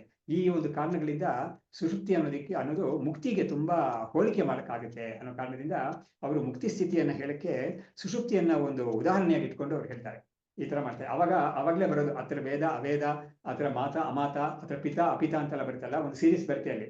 ಅವಾಗ ಅಲ್ಲಿ ಎಚ್ಚರದಲ್ಲಿ ಯಾರು ಒಬ್ಳು ಒಂದು ವ್ಯಕ್ತಿ ತನ್ನನ್ನ ತಾಯಿ ಅಂತ ತಿಳ್ಕೊಂಡಿದ್ದಾಳು ಒಬ್ಳು, ಅವಳು ಸುಷುಪ್ತಿನಲ್ಲಿ ಆ ತಾಯಿ ಅನ್ನೋದು ಏನು ಇರೋದೇ ಇಲ್ಲ ಅವಳಿಗೆ. ಅವಳು ಅಂತಾನೆ ಹೇಳಕ್ ಬರೋದಿಲ್ಲ. ಅದೇ ಹತ್ರ ತಂದೆ ಅನ್ನೋನು ತಂದೆಯಾಗಿರೋದಿಲ್ಲ. ಆಮೇಲೆ ಒಬ್ಬ ಬ್ರಾಹ್ಮಣನಾಗಿರೋದಿಲ್ಲ, ಒಬ್ಬ ಚಂಡಾಳನಾಗಿರೋದಿಲ್ಲ. ಒಬ್ಬ ಎಚ್ಚರಾವಸ್ಥೆಯಲ್ಲಿ ಅವನು ತನ್ನನ್ನೇ ಅವನು ತಿಳ್ಕೊಳ್ತಾನೆ, ನಾನು ಕಳ್ಳ, ನಾನು ಎಲ್ಲ ಕಡೆ ದರೋಡೆ ಮಾಡೋವನು ತಲೆ ತಿಳ್ಕೊಳ್ತಾನೆ. ಅದೇ ಸುಷುಪ್ತಿಲಿದ್ದಾಗ ಅವನಿಗೆ ಅದೆಲ್ಲ ಕೂಡ ಹೊಟ್ಟೋಗಿರುತ್ತೆ, ಅವನಿಗೆ ಅದೆಲ್ಲ ಇರೋದಿಲ್ಲ. ಹಾಗಾಗಿ ಆವಾಗ ಉಪನಿಷತ್ತಲ್ಲಿ ಹೇಳುತ್ತೆ, ವೇದ ಅನ್ನೋದು ಕೂಡ ಅದು ಅವೇದ ಅಂತ ಹೇಳ್ಬಿಡುತ್ತೆ. ಸುಷುಪ್ತಿ ಸಮಯದಲ್ಲಿ ವೇದವಾಗಿರೋದಿಲ್ಲ ಅಂತ ಹೇಳುತ್ತೆ. ಅದು ಏನ್ ಅರ್ಥ ಅಂತ ಹೇಳಿದ್ರೆ, ನೋಡಿ ವೇದ ಅನ್ನೋದು ಜಡ, ಅದು ಚೈತನ್ಯ ಅಲ್ಲ. ಅದು ಆ ಸೀರೀಸ್ ಅಲ್ಲಿ ಇರೋದೆಲ್ಲ ಚೇತನ ವಸ್ತುಗಳು. ದೇವತೆಗಳು ಅಷ್ಟೇನೆ. ದೇವಾಹ ಅದೇವಾಹ ಅಂತ ಬರುತ್ತೆ ಅಲ್ಲಿ. ಹಾಗಾಗಿ ವೇದ ಅವೇದ ಅಂತ ಬರುತ್ತೆ. ಯಾಕೆ ಇದನ್ನು ಹೇಳುತ್ತೆ ಅಂತ ಹೇಳಿದ್ರೆ, ಶಂಕರಾಚಾರ್ಯರು ಅಲ್ಲಿ ಹೇಳ್ತಾರೆ, ನೋಡು, ಎಚ್ಚರಾವಸ್ಥೆಯಲ್ಲಿ ಒಬ್ಬ ತನ್ನನ್ನ ನಾನು ಬ್ರಾಹ್ಮಣ, ನಾನು ಗೃಹಸ್ಥ ಅಂತ ಗುರುತಿಸ್ಕೊಳ್ಳೋಕೆ ಪಾಸಿಬಿಲಿಟಿ ಇದೆ. ಅವಾಗ ಅವನು ಏನ್ ಮಾಡ್ತಾನೆ, ವೇದವನ್ನ ಅವನು ಬಳಿಸಾರಿ, ನನಗೆ ವೇದ ನನಗೆ ಇಂಥ ಒಂದು ಪುರುಷಾರ್ಥವನ್ನು ಹೇಳ್ತಾ ಇದೆ, ಅದನ್ನ ನಾನು ಪಡಿಬೇಕಂದ್ರೆ ನಾನು ವೇದ ಹೇಳಿದ ರೀತಿಯಲ್ಲಿ ನಾನು ಒಂದು ಕರ್ಮ ಮಾಡಬೇಕು ಅನ್ನೋ ಕಾರಣದಿಂದ ಅವನು ವೇದವನ್ನ ಅಪ್ರೋಚ್ ಮಾಡಿ ವೇದದಿಂದ ಇದು ಅದು ಉಪಯೋಗ ಪಡ್ಕೊಳ್ತಾನೆ. ಆದ್ರೆ ಸುಷುಪ್ತಿ ಸಮಯದಲ್ಲಿ ಇವನಿಗೆ ಈ ಐಡೆಂಟಿಟಿನೇ ಇರೋದಿಲ್ಲ. ಇಲ್ಲದೇ ಇರೋ ಕಾರಣ ವೇದಕ್ಕೆ ವೇದತ್ವ ಅನ್ನೋದು ಅವಾಗ ಇರೋದಿಲ್ಲ ಅದಕ್ಕೆ. ಯಾಕಂದ್ರೆ ವೇದ ಅನ್ನೋದು ಯೂಸ್ಲೆಸ್ ಅಂತ, ಪ್ರಾಕ್ಟಿಕಲಿ ಯೂಸ್ಲೆಸ್ ಅದು. ಯಾಕಂದ್ರೆ ಅದಕ್ಕೆ there are no candidates to use the Veda. ಆ ತರ ಹೋಗುತ್ತೆ ಅದು ಸುಮ್ಮನೆ ಅಂಗಡಿ ಬಾಗಿಲು ತಕೊಂಡು ಯಾರಾದ್ರೂ ಗ್ರಾಹಕಗಳು ಬರ್ತಾರ ಅಂತ ಕಾಯ್ತಾ ಇರ್ತಾರಲ್ಲ, ಆತರ ಕಾಯಕ್ಕೆ ಯಾರು ಇಲ್ವೇ ಇಲ್ಲ. ಯಾಕಂದ್ರೆ ಅದು ಯಾರು ಬರೋದೇ ಇಲ್ಲ ಅದಕ್ಕೆ. ಹಾಗಾಗಿ ಅದನ್ನ ಅವೇದ ಅಂತ ಹೇಳ್ಬಿಡ್ತಾರೆ. ಆ ತರ ಹೇಳಿದೆ ಅದು. ಅದೇ ತರನೇ ಮುಕ್ತಿಯಲ್ಲೂ ಕೂಡ ಏನಾಗುತ್ತೆ, ಈ ತರ ಐಡೆಂಟಿಟೀಸ್ ಎಲ್ಲ ಹೊಟ್ಟೋಗಿರುತ್ತೆ ಒಬ್ಬನಿಗೆ. ನಾನು ಇಂಥವನು, ನಾನು ಇಂಥ ಜೆಂಡರ್, ಇಂಥ ಒಂದು ಜಾತಿ, ಇಂಥ ಒಂದು ಆಶ್ರಮಕ್ಕೆ ಸೇರಿದವನು, ಎಲ್ಲವೂ ಹೊಟ್ಟೋಗಿರುತ್ತೆ. ಮುಕ್ತಿಯಲ್ಲಿ ಯಾವುದೂ ಇರೋದೇ ಇಲ್ಲ, ಕೇವಲ ಆತ್ಮಸ್ವರೂಪವಾಗಿರುತ್ತೆ. ಆ ಸಮಯದಲ್ಲಿ ವೇದಕ್ಕೆ ಏನು ಕೆಲಸ ಇರೋದೇ ಇಲ್ಲ, ಸುತರಾಮ್. ಆದ್ರಿಂದ ವೇದ ಆ ಸಮಯದಲ್ಲಿ ವೇದ ಕೂಡ ವೇದವೇ ಇರೋದಿಲ್ಲ. ಆ ಸಮಯದಲ್ಲಿ ಪಾರಮಾರ್ಥಿಕವಾಗಿ ವೇದಕ್ಕೆ ಒಂದು ಅಸ್ತಿತ್ವ ಇರೋದೇ ಇಲ್ಲ ಆ ಸಮಯದಲ್ಲಿ ಅಂತ. ವ್ಯವಹಾರದಲ್ಲಿ ವೇದಕ್ಕೆ ಇದೆ, ನಿತ್ಯ ವೇದ ನಿತ್ಯ ಅಂತಾನು ಹೇಳ್ತೀವಿ ನಾವು. ಪ್ರತಿ ಕ್ರಿಯೇಷನ್ ಅಲ್ಲೂ ವೇದ ಮುಂಚೆ ಹೇಗಿತ್ತು ಅದೇ ತರ ಹೊರಗಡೆ ಬರುತ್ತೆ ಅಂತ ಅದೆಲ್ಲ ಹೋಗ್ತೀವಿ ನಾವು. ಬಟ್ ಅದೆಲ್ಲ ವ್ಯಾವಹಾರಿಕ ಸ್ಟೇಟ್ ಅಲ್ಲಿ ಇರೋದು. ಆದ್ರೆ ಪಾರಮಾರ್ಥಿಕ ಸ್ಟೇಟ್ ಅಲ್ಲಿ ಯಾವುದು ಇರೋದೇ ಇಲ್ಲ ಅಂತ ವೇದವನ್ನು ಅವೇದ ಅಂತ ಹೇಳುತ್ತೆ ಅದು. ಅದನ್ನ ಇಲ್ಲಿ ನಾನು ಯಾಕೆ ಹೇಳಿದೆ ಅಂದ್ರೆ, ಆ ಸಂಸಾರಿತ್ವ ಅನ್ನೋದಕ್ಕೆ ಏನೇನು ಉಪಾಧಿಗಳು ಬೇಕೋ ಅದೆಲ್ಲ ಕೂಡ ಇವನಿಗೆ ಆ ಸಮಯದಲ್ಲಿ ಬಿಟ್ಟೋಗ್ಬಿಡುತ್ತೆ. ಇವನಿಂದ ಬಿಟ್ಟೋಗಿರುತ್ತೆ ಅದು ಇವನಿಗೆ ಏನು ಎಫರ್ಟ್ ಹಾಕ್ದೇನೆ ಬಿಟ್ಟೋಗಿರುತ್ತೆ ಅದು. ಅಯತ್ನತಃ ಯಾವುದೇ ಪ್ರಯತ್ನ ಮಾಡದೇನೆ ಅವನಿಗೆ ಹೋಗಿರುತ್ತೆ. ಆದ್ರಿಂದ ಅದನ್ನ ಆ ಸಮಯದಲ್ಲಿ ಒಂದು ಆನಂದ ಇರುತ್ತೆ, ಅವನಿಗೆ ದ್ವೈತ ಇರೋದಿಲ್ಲ, ಸಂಸಾರಿತ್ವ ಇರೋದಿಲ್ಲ, ಸುಖ ದುಃಖ ಭೋಗ ಇರೋದೇ ಇಲ್ಲ ಅನ್ನೋ ಕಾರಣದಿಂದ ಸುಷುಪ್ತಿಯನ್ನ ಮುಕ್ತಿಗೆ ಒಂದು ಹೋಲಿಕೆ ಕೊಟ್ಟು ಅವರು ಹೇಳ್ತಾರೆ, ಯಾಜ್ಞವಲ್ಕ್ಯರು ಅಲ್ಲಿ ಹೇಳ್ತಾರೆ. ಇವಾಗ ಇವರು ಇದು ಹೇಳ್ಬಿಟ್ಟು ವಾಗಾದಿ ಉಪಾಧಿ ಸಂಬಂಧಾತ್ ಸಂಸಾರಿತ್ವಂ ಇವ ಈಕ್ಷ್ಯತೆ ತೇತು ಉಪಸಂಹೃತಾಃ ಸರ್ವೇ ತಥೋ ಅಸಂಸಾರಿತ ಆತ್ಮನಃ. ಹಾಗಾಗಿ ವಾಗಾದಿ ಉಪಾಧಿ ಅಂದ್ರೆ, ವಾಗಾದಿ ಅಂತ ಹೇಳಿದ್ರೆ ಏನು, ಇಂದ್ರಿಯಗಳು. ವಾಗೇಂದ್ರಿಯ ಅಂತ ಹೇಳಿದ್ರೆ ಕರ್ಮೇಂದ್ರಿಯ ಮತ್ತು ಆದಿಪದದಿಂದ ಜ್ಞಾನೇಂದ್ರಿಯಗಳು ಎಲ್ಲವೂ ಸೇರ್ಕೊಂಡು ಆ ಎಲ್ಲ ಉಪಾಧಿಗಳು ಕೂಡ ಅದು ಸಂಬಂಧ ಇದ್ದಾಗ ಇವನಿಗೆ ಸಂಸಾರಿತ್ವ ಅವನಿಗೆ ಇರೋ ತರ ಕಾಣಿಸುತ್ತೆ. ನೋಡಿ, ಅದು ಕೂಡ ಇವರು ಎಷ್ಟು ಚೆನ್ನಾಗಿ ಆಗ್ತಾ ಇದ್ದಾರೆ ಅಂತ ಹೇಳಿದ್ರೆ, ಸಂಸಾರಿತ್ವಂ ಇವ ಈಕ್ಷ್ಯತೆ, ಸಂಸಾರಿತ್ವ ಇವನಿಗೆ ಇರೋ ತರ ಕಾಣಿಸ್ಕೊಳ್ತಾನೆ ಇವನು. ಅಂದ್ರೆ ಏನರ್ಥ, ವೇದಾಂತದ ದೃಷ್ಟಿಯಲ್ಲಿ ವಾಸ್ತವವಾಗಿ ಜೀವ ಅನ್ನೋನು ಇಲ್ವೇ ಇಲ್ಲ, ಜೀವತ್ವ ಅನ್ನೋದು ಇಲ್ವೇ ಇಲ್ಲ. ಆ ಜೀವತ್ವ ಹೊಟ್ಟೋದ್ರೆ ಅವನು ಚೈತನ್ಯ, ಕೇವಲ ಚೈತನ್ಯ, ಬ್ರಹ್ಮ ಸ್ವರೂಪವೇ ಅದು. ಅದಕ್ಕೆ ಸಂಸಾರಿತ್ವ ಹೇಳಕ್ ಬರೋದೇ ಇಲ್ಲ. ಯಾಕಂದ್ರೆ ಅದಕ್ಕೆ ಅಜ್ಞಾನನೂ ಇಲ್ಲ, ಅವಿದ್ಯೆನೂ ಇಲ್ಲ, ಇದು ಉಪಾಧಿಗಳು ಇಲ್ಲ, ಯಾವುದೂ ಇಲ್ವೇ ಇಲ್ಲ, ಶರೀರ ಇಲ್ಲ, ಇಂದ್ರಿಯಗಳು ಇಲ್ಲ, ಯಾವುದೂ ಇಲ್ವೇ ಇಲ್ಲ. ಹಾಗಾಗಿ ಇವನು ಎಚ್ಚರಾವಸ್ಥೆಯಲ್ಲಿ ಕೂಡ ಇವನು ಸಂಸಾರಿಯಾಗಿ ಕಾಣಿಸ್ಕೊಳ್ತಾನಲ್ಲ, ಅದು ಕೂಡ ಸುಮ್ಮನೆ ಅದು ತೋರಿಕೆ ಅಷ್ಟೇನೆ ಅಂತ ಹೇಳ್ತಾ ಇದ್ದಾರೆ. ಇವ ಸಂಸಾರಿತ್ವಂ ಇವ ಈಕ್ಷ್ಯತೆ. ಆ ಇವ ಶಬ್ದ ನಮ್ಗೆ ತುಂಬಾ ಸ್ವಾರಸ್ಯ ಆಗುತ್ತೆ. ಯಾಕಂದ್ರೆ ಅದು ಹೇಳಿದಾಗ ನಮ್ಗೆ ತುಂಬಾ ಒಂದು ರಿಲೀಫ್ ಸಿಗುತ್ತೆ. ನಿಜವಾಗ್ಲೂ ನಮ್ಗೆ ಇಲ್ಲ ಇದು ಸಂಸಾರಿತ್ವ, ನಮ್ಗೆ ನಿಜವಾಗ್ಲೂ ಇಲ್ಲ, ಇದು ವೇದವೇ ಹೇಳ್ತಾ ಇದೆ ನೋಡಿ, ನಿನ್ಗೆ ಸಂಸಾರಿತ್ವ ಇಲ್ಲ, ನಿನ್ಗೆ ಅದು ಸುಮ್ಮನೆ ತೋರಿಕೆ ಮಾತ್ರನೇ ಅಂತ. ಅವಾಗ ನಿಜವಾಗ್ಲೂ ಇಲ್ಲ, ನಮ್ಗೆ ತೋರಿಕೆ ಮಾತ್ರ. ಸರಿ, ಅದು ತೋರ್ತಾ ಇರೋದು ನಮ್ಗೆ ತೋರಿಕೆ ಅಂತ ನಮ್ಗೆ ಚೆನ್ನಾಗಿ ಮನವರಿಕೆ ಆಗೋಗ್ಬಿಟ್ರೆ ಅವನನ್ನ ವೇದಾಂತ ಮುಕ್ತ ಅಂತ ಹೇಳ್ಬಿಡ್ತಾರೆ. ಅದು ನಾಶವಾಗಬೇಕು ಅಂತ ಅವಶ್ಯಕತೆ ಇಲ್ಲ. ಆದರೆ ತೋರಿಕೆ ಅಂತ ನಿಮಗೆ ಮನವರಿಕೆ ತೀರ್ಮಾನವಾಗಿ ಆಗೋಗ್ಬಿಟ್ರೆ ಅದೇ ಸಾಕು ಮುಕ್ತಿಗೆ ಅಂತ ಹೇಳುತ್ತೆ. ಸೊ ಹೀಗೆ ತೇತು ಉಪಸಂಹೃತಾಹ, ಆದರೆ ಅವುಗಳೆಲ್ಲ ಇವಾಗ ಏನಾಗಿದೆ, ಆ ಉಪಾಧಿಗಳೆಲ್ಲವೂ ಕೂಡ ಇವನಲ್ಲಿ ಒಳಗಡೆ ಸೇರ್ಕೊಂಡ್ಬಿಟ್ಟಿದೆ ಅದು. ಹಾಗಾಗಿ ಸರ್ವೇ ತಥೋ ಅಸಂಸಾರಿತ ಆತ್ಮನಃ, ಅದರಿಂದ ಈ ಆತ್ಮ ಅನ್ನೋದಕ್ಕೆ ಸಂಸಾರಿತ್ವ ಇಲ್ಲದೆ ಇರೋ ಸ್ಥಿತಿ, ಇದು ಸುಷುಪ್ತಿ ಸ್ಥಿತಿ ಅಂತ ಹೇಳಿದ್ರು. ಆಮೇಲೆ ಸರ್ವೇಂದ್ರಿಯ ವಿಯೋಗೆ ಅಪಿ ಸುಖಿ ದುಃಖಿತ್ವಂ ಆತ್ಮನಃ ಸ್ವಪ್ನೆ ದೃಷ್ಟಂ ಅತಃ ಸಂಗಃ ಆತ್ಮನಃ ತಾತ್ವಿಕೋ ಭವೇತ್. ಇವಾಗ ಒಂದು ಪ್ರಶ್ನೆ ಮಾಡ್ತಾನೆ, ಅವರು ಒಂದು ಪ್ರಶ್ನೆ ಎತ್ತಾರೆ. ಇವಾಗ ಹೇಳಿದ್ದಕ್ಕೆ ಅದ್ರ ಮೇಲೆ ಒಂದು ಪ್ರಶ್ನೆ ಎತ್ತಿ ಅದನ್ನ ಸಮಾಧಾನ ಮಾಡಿದಾಗ ನಮಗೆ ಇನ್ನೂ ಈ ವಿಷಯದಲ್ಲಿ ಒಂದು ದೃಢತೆ ಬರುತ್ತೆ ನಮಗೆ. ಅದಕ್ಕಾಗಿ ಒಂದು ಪ್ರಶ್ನೆ ಇವರೇ ಎತ್ತಿದ್ದಾರೆ. ಏನ್ ಪ್ರಶ್ನೆ ಅಂದ್ರೆ, ಸರ್ವೇಂದ್ರಿಯ ವಿಯೋಗೇಪಿ, ನೋಡಿ ಸ್ವಪ್ನಾವಸ್ಥೆ ಅಂತ ಒಂದಿದೆಯಲ್ಲ, ಆವಾಗಲೂ ಕೂಡ ವಾಗಾದಿ ಕರ್ಮೇಂದ್ರಿಯಗಳೆಲ್ಲ ಯಾವ್ದು ನಮ್ಗೆ ಇರೋದೇ ಇಲ್ಲ. ಕರ್ಮೇಂದ್ರಿಯ ಜ್ಞಾನೇಂದ್ರಿಯಗಳು ಯಾವ್ದು ಕೂಡ ನಮ್ಗೆ ಇರೋದೇ ಇಲ್ಲ. ಅದ್ರ ಸಂಬಂಧ ನಮ್ಗೆ ಬಿಟ್ಟೋಗಿರುತ್ತೆ. ಆದ್ರೆ ಆವಾಗಲೂ ಕೂಡ ನಮಗೆ ಸುಖ ದುಃಖ ಇದೆಲ್ಲ ಅನುಭವಿಸ್ತೀವಲ್ಲ ನಾವು, ಸಂಸಾರಿತ್ವ ಇದೆಯಲ್ಲ ಇದು. ಹಾಗಾಗಿ ಸಂಸಾರಿತ್ವ ಅನ್ನೋದು ಇವನಿಗೆ ತಾತ್ವಿಕವಾಗಿ ಇದೆ ಅಂತಾನೆ ಒಪ್ಬೇಕು ನಾವು. ಯಾಕಂದ್ರೆ ಸ್ವಪ್ನದಲ್ಲಿ ನಮಗೆ ಸಂಸಾರಿತ್ವ ಇದೆ, ಆದ್ರೆ ಇದು ಇಂದ್ರಿಯಗಳು ಇಲ್ದಾದ್ರೂ ಕೂಡ ಇವನಿಗೆ ಸಂಸಾರಿತ್ವ ಇದೆಯಲ್ಲ, ಇವನಿಗೆ ಒಂದು ಸುಖ ದುಃಖ ಭೋಗ ಅನುಭವಿಸ್ತಾನಲ್ಲ ಇವನು. ಅದರಿಂದ ಇವನಿಗೆ ಜೀವನಿಗೆ ತಾತ್ವಿಕ ಅಂತ ಹೇಳಿದ್ರೆ ಈ ಸಂಸಾರಿತ್ವ ಅನ್ನೋದು it is inherent in him ಅಂತ, ಇನ್ಹೆರೆಂಟ್ ಇದೆ ಆತ್ಮ ಟು ದಿ ಆತ್ಮ ಅಂತ. ಅವಾಗ ಆತರ ಒಂದು ಪ್ರಶ್ನೆ ಮಾಡ್ತಾನೆ. ಅದಕ್ಕೆ ಇವರು ಉತ್ತರ ಕೊಡ್ತಾರೆ. ಮೈವಂ ಮೃಷಾತ್ವಾತ್ ಸ್ವಪ್ನಸ್ಯ ಮನೋಮಾತ್ರ ವಿಜೃಂಭಣಾತ್ ಬಾಹ್ಯೇಂದ್ರಿಯ ವಿಲೋಪೇಪಿ ನ ಮನೋ ಲುಪ್ಯತೆ ತದಾ. ಇವಾಗ ಅವರು ಸ್ವಪ್ನದಲ್ಲಿ ಏನಾಗುತ್ತೆ ಅನ್ನೋದನ್ನ ಇವಾಗ ತಿಳಿಸ್ತಾ ಇದ್ದಾರೆ ನಮ್ಗೆ. ಸ್ವಪ್ನದಲ್ಲಿ ಮೃಷಾತ್ವಾತ್ ಸ್ವಪ್ನಸ್ಯ, ಸ್ವಪ್ನ ಅನ್ನೋದು ಒಂದು ಸುಮ್ಮನೆ ಒಂದು ಕಾಣಿಸ್ಕೊಳ್ಳುತ್ತೆ ಅಷ್ಟೇನೆ, ಅದು ಸತ್ಯ ಅಲ್ಲ. ಯಾಕಂದ್ರೆ ಎಚ್ಚರವಾಗಿದ್ದ ತಕ್ಷಣ ನಮ್ಗೆ ಗೊತ್ತಾಗುತ್ತೆ. ಮೃಷ ಅಂತ ಹೇಳಿದ್ರೆ ಅನ್ರಿಯಲ್ ಅಂತ ಅರ್ಥ, ಅನ್ರಿಯಲ್ ಸತ್ಯವಲ್ಲ ಅಂತ. ಮೃಷ ಅಂತ ಶಬ್ದಕ್ಕೆ ಅನ್ರಿಯಲ್ ಅಂತ ಅರ್ಥ ಇದೆ. ಇದರಲ್ಲಿ ಭಾಗವತದಲ್ಲಿ ಮೊದಲನೇ ಶ್ಲೋಕದಲ್ಲೇ ಎತ್ತರ ತ್ರಿಸರ್ಗೋ ಮೃಷ ಅಂತ ಬರುತ್ತೆ. ತ್ರಿಸರ್ಗ ಅಂದ್ರೆ ಸೃಷ್ಟಿ ಅನ್ನೋದು, ಆ ಬ್ರಹ್ಮದಲ್ಲಿ ಸೃಷ್ಟಿ ಅನ್ನೋದು ಒಂದು ತೋರಿಕೆ ಮಾತ್ರ ಅಂತ ಭಾಗವತದಲ್ಲಿ ಮೊದಲ ಶ್ಲೋಕದಲ್ಲೇ ಬರುತ್ತೆ ಅದು. ಬರುತ್ತೆ. ಹಾಗಾಗಿ ಮೃಷ ಅನ್ನೋದ್ರೆ ಮೃಷಾವಾದಿ ಅಂತ ಹೇಳಿದ್ರೆ ಸುಳ್ಳು ಹೇಳೋನು ಅಂತ ಅರ್ಥ. ಹಾಗಾಗಿ ಮೃಷ ಅಂತ ಹೇಳಿದ್ರೆ ಅದು ಸುಮ್ಮನೆ ತೋರಿಕೆ ಅದು. ಹಾಗಾಗಿ ಸ್ವಪ್ನ ಮೃಷಾತ್ ಹೌದು, ಋತ ಅಂತ ಹೇಳಿದ್ರೆ ಬೇರೆ, ಮೃಷ ಬೇರೆ, ಋತ ಅನ್ನೋದು ಬೇರೆ. ಸೊ ಮೃಷಾತ್ವಾತ್ ಸ್ವಪ್ನಸ್ಯ ಮನೋ ಮಾತ್ರ ವಿಜೃಂಭಣ ಅಂದ್ರೆ ಏನಾಯ್ತು, ಅದು ಬರೀ ಮನಸ್ಸಿನ ಒಂದು ವಿಕಾಸ ಅಷ್ಟೇನೆ. ಸ್ವಪ್ನದಲ್ಲಿ ಆಗ್ತಾ ಇರೋದು ಮನಸ್ಸಿನ ವಿಕಾಸ ಅಷ್ಟೇನೆ ಹೊರತು ಹೊರಗಡೆಯಿಂದ ವಸ್ತುಗಳು ಯಾವುದೂ ಅಲ್ಲಿ ಬಂದಿಲ್ಲ. ನೀನು ಸ್ವಪ್ನದಲ್ಲಿ ಒಂದು ಉಪನಿಷತ್ತೆ, ಅದಕ್ಕೆ ಬೃಹದಾರಣ್ಯಕ ಉಪನಿಷತ್ತೆ ಹೇಳುತ್ತೆ, ರಥ ಯೋಗಾಹ ಪಂಥ ಅಂದ್ರೆ ಆ ಸ್ವಪ್ನದಲ್ಲಿ ರಥ ಇರೋದಿಲ್ಲ, ಆಮೇಲೆ ಕುದುರೆಗಳಿರೋದಿಲ್ಲ, ರಥವನ್ನು ಎಳೆಯೋ ಕುದುರೆಗಳಿರೋದಿಲ್ಲ, ಆಮೇಲೆ ರಥ ಓಡ್ಬೇಕಲ್ಲ, ಅದಕ್ಕೆ ಒಂದು ರಸ್ತೆ ಬೇಕಲ್ಲ, ಆ ರಸ್ತೆಗಳು ಇರೋದಿಲ್ಲ. ಆದ್ರೂ ಕೂಡ ಅವನು ಸ್ವಪ್ನದಲ್ಲಿ ರಥವನ್ನು ನೋಡ್ತಾನೆ, ಆಮೇಲೆ ರಥವನ್ನು ಸೃಷ್ಟಿ ಮಾಡ್ತಾನೆ, ಆಮೇಲೆ ಕುದುರೆಗಳನ್ನ ಸೃಷ್ಟಿ ಮಾಡ್ಕೊಳ್ತಾನೆ, ಆಮೇಲೆ ಆ ರಸ್ತೆಯನ್ನು ಸೃಷ್ಟಿ ಮಾಡ್ತಾನೆ ಅಂತ ಉಪನಿಷತ್ತಲ್ಲಿ ಬರುತ್ತೆ. ಹಾಗಾಗಿ ಸ್ವಪ್ನದಲ್ಲಿ ಕಾಣ್ತಾ ಇರೋ ವಸ್ತುಗಳು ಸತ್ಯವಲ್ಲ ಅನ್ನೋದನ್ನ ಅವಾಗ ಸೃಷ್ಟವಾಗುತ್ತೆ. ಅದು ಏನು, ಅವನು ಅಲ್ಲಿ ಸೃಷ್ಟಿ ಮಾಡೋ ರಥ ಎಲ್ಲಿಂದಾನ ಹೊರಗಡೆಯಿಂದ ಮರ ತಗೊಂಬಂದು ಮಾಡ್ತಾನೆ ಅಂತ ಹೇಳಿದ್ರೆ ಆತರ ಇಲ್ಲ. ಅದು ಮನೋ ಮಾತ್ರ ವಿಜೃಂಭಣ ಅಂತ ಹೇಳ್ತಾ ಇದ್ದಾರೆ. ಅಕಸ್ಮಾತ್ ನೋಡಿ, ಇವಾಗ ಈ ತರ ಸೃಷ್ಟಿ ಸ್ವಪ್ನ ಕೂಡ ಬರ್ಬೋದು. ಒಬ್ಬ ಮನೆ ಕಟ್ತಾ ಇದ್ದಾನೆ, ಕೆಲವು ಮೇಸನ್ಸ್ ಎಲ್ಲ ಸೇರ್ಕೊಂಡು ಮನೆ ಕಟ್ತಾ ಇದ್ದಾರೆ ಅಂತ ಒಂದು ಸ್ವಪ್ನ ನಮಗೆ ಬರ್ಬೋದು.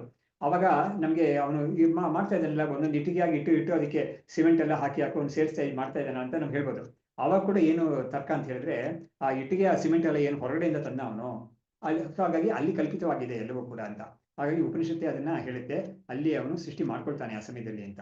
ಹೀಗೆ ಸ್ವಪ್ನೇ ದೃಷ್ಟಂ ಅತಃ ಇದಕ್ಕೆ ಬಾಹ್ಯೇಂದ್ರಿಯ ವಿಲೋಪೇಪಿ ನ ಮನೋಲುಪ್ಯತೆ ತದಾ. ಹಾಗಾಗಿ ಮನಸ್ಸು ಇದನ್ನೆಲ್ಲ ತನ್ನ ವಿಕಾಸ ಅಷ್ಟೇ. ಸ್ವಪ್ನ ಅನ್ನೋದು ಮನಸ್ಸಿನ ಒಂದು ವಿಕಾಸ ಅಷ್ಟೇನೆ.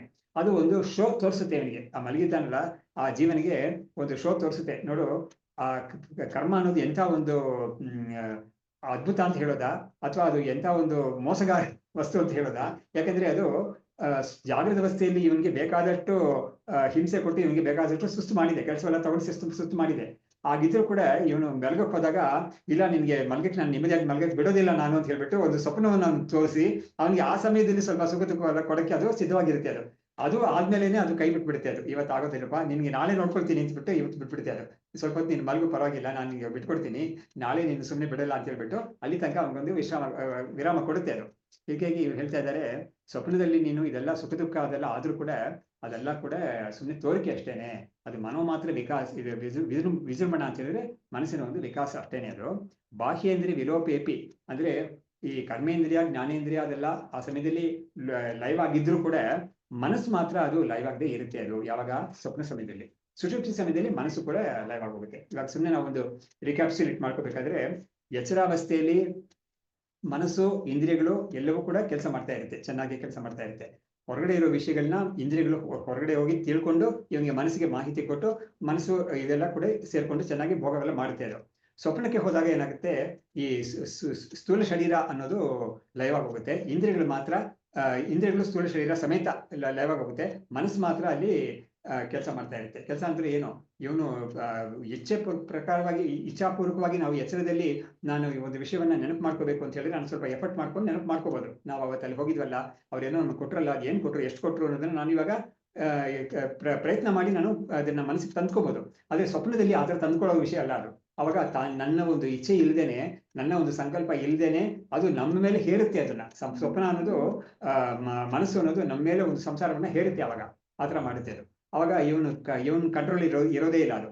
ಅದರಿಂದಲೇ ಏನ್ ಮಾಡಿದ್ದಾರೆ ಅಂದ್ರೆ ನೋಡಿ, ಸ್ವಪ್ನದಲ್ಲಿ ಒಂದು ನಡೆದಿರೋ ಒಂದು ಪಾಪಕರ್ಮ ಆಗಿರ್ಲಿ ಪರವಾಗಿಲ್ಲ, ಅಥವಾ ಪುಣ್ಯಕರ್ಮ ಆಗಿರ್ಲಿ, ಎರಡಕ್ಕೂ ಕೂಡ ಇವನಿಗೆ ಇದು ಪಾಪಕರ್ಮ ಪುಣ್ಯಕರ್ಮ ಇವನು ಅಂಟಲ್ಲ ಅಂತ ಹೇಳಿದ್ದು ಶಾಸ್ತ್ರ ಹೇಳಿದ್ದೆ.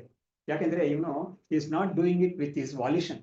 ವೆರಸ್ ಬೇಕಿಂಗ್ ಸ್ಟೇಟ್ ಅಲ್ಲಿ ಅವನು ಒಂದು ಯಾವುದೇ ಒಂದು ಕೆಲಸವನ್ನ ಅವನು ವಾಲಿಷನಲ್ ಆಗಿ ಮಾಡ್ತಾನೆ. ಅವನು ಅದು ಒಂದು ಪುಣ್ಯವಾಗ್ಲಿ ಪಾಪಕರ್ಮವಾಗ್ಲಿ ಅವನು ತನ್ನ ಒಂದು ಬುದ್ಧಿಪೂರ್ವಕವಾಗಿ ಮಾಡ್ತಾನೆ ಎಚ್ಚರಾವಸ್ಥೆಯಲ್ಲಿ.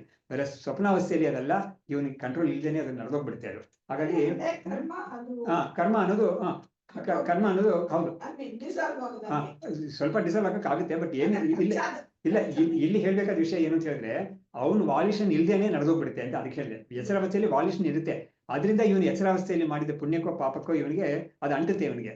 ಬೇರೆ ಸ್ವಪ್ನದಲ್ಲಿ ಆಗಿರೋ ಪುಣ್ಯ ಪಾಪ ಅದೆಲ್ಲ ಕೂಡ ನಾನೇ ಮಾಡಿದೆ ಅಂತ ಅವನಿಗೆ ಅನ್ಕೊಂಡ್ರು ಕೂಡ ಅವನಿಗೆ ಅಂಟಲ್ಲ ಅದು ಅಂತ ಶಾಸ್ತ್ರ ಹೇಳಿದೆ. ಯಾಕಂದ್ರೆ ಅವನಿಗೆ ವಾಲಿಷನ್ ಇಲ್ಲ. ಅವನಿಗೆ ನಾನು ಇದನ್ನ ಮಾಡೋದು ಬೇಡ ಅಂತ ಅವನಿಗೆ ವಿಡ್ರಾ ಮಾಡ್ಕೊಳಕ್ ಆಗೋದಿಲ್ಲ. ಅದೇ ಸಮಯದಲ್ಲಿ ಇದನ್ನ ಮಾಡೋಣ ಅಂತ ಅವನು ವಾಲಿಷನ್ ಆಗಿ ಅದ್ರಲ್ಲಿ ತೊಡಗೋದಿಲ್ಲ ಅವನು. ಹಾಗಾಗಿ ಒಂದು ವಾಸನಾಮಯವಾಗಿ ಅದು ನಡೆಯುತ್ತೆ ಅದು ಅಂತ. ಅದರಿಂದ ಇವನಿಗೆ ದೋಷ ಇಲ್ಲ ಅಂತ ಅದು ಮಾತ್ರ ಹೇಳುತ್ತೆ. ಅದು ಅಷ್ಟು ಮಾತ್ರ ಹೇಳುತ್ತೆ. ದುಃಖ ಸುಖ ಬರೋದು ಬಂದೇ ಬರುತ್ತೆ ಅದು. ಬಟ್ ಇವನಿಗೆ ಅದರಿಂದ ದೋಷ ಉಂಟಾ ಅಂತ ಕೇಳಿದ್ರೆ, ಅಥವಾ ದೋಷವೋ ಅಥವಾ ಅದ್ರ ಲೇಪವೋ ಯಾವ್ದು ಕೂಡ ಇವನಿಗೆ ಇರೋದಿಲ್ಲ ಅನ್ನೋದನ್ನ ಸ್ವಪ್ನದಲ್ಲಿ ನಡೆದಿದ್ದಕ್ಕೆ ಇಲ್ಲ ಅಂತ ಅದು ಶಾಸ್ತ್ರವೇ ಹೇಳುತ್ತೆ. ಅದು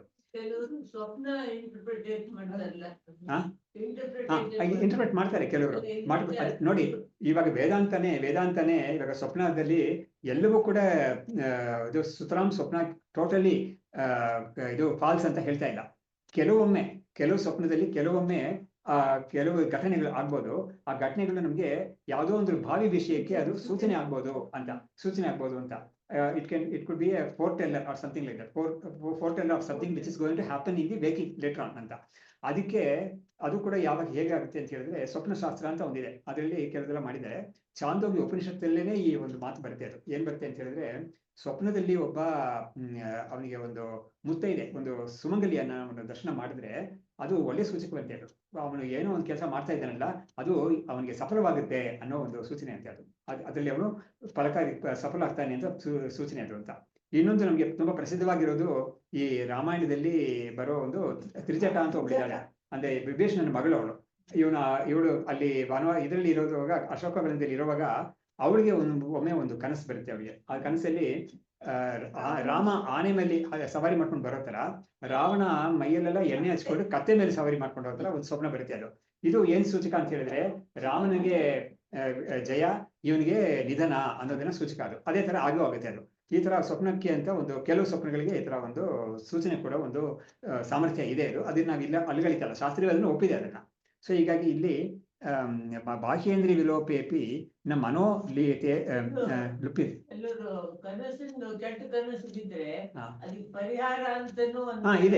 ಇದೆ ನೋಡಿ, ಅದಕ್ಕೆ ಕರೆಕ್ಟ್. ಹೌದು ಅದೆಲ್ಲ ಇದೆ ಅದರಲ್ಲಿ. ಆಮೇಲೆ ನೋಡಿ, ನಾನು ಹೇಳಿದ್ನಲ್ಲ, ಅದೇ ಇದರಲ್ಲೇನೆ ಒಬ್ಬನಿಗೆ ತುಂಬಾ ಕರ್ರಿಗೆ ಒಬ್ಬ ಹಲ್ಲೆಲ್ಲ ಒಂಥರ ಬಿಟ್ಕೊಂಡು ಹತ್ರ ಒಬ್ಬ ಕಾಣಿಸ್ಕೊಂಡ ಅಂತ ಹೇಳಿದ್ರೆ ಅವನಿಗೆ ಮರಣ ಸಂಭವಿಸುತ್ತೆ ಹತ್ರದಲ್ಲೇ ಅಂತ ಅದಕ್ಕೆ ಸೂಚನೆ ಅಂತ. ಅದು ಯಮ ಕಂಡುಕೊಂಡಿದ್ದಾನೆ ಅಂತ ಅದಕ್ಕೆ ಅರ್ಥ.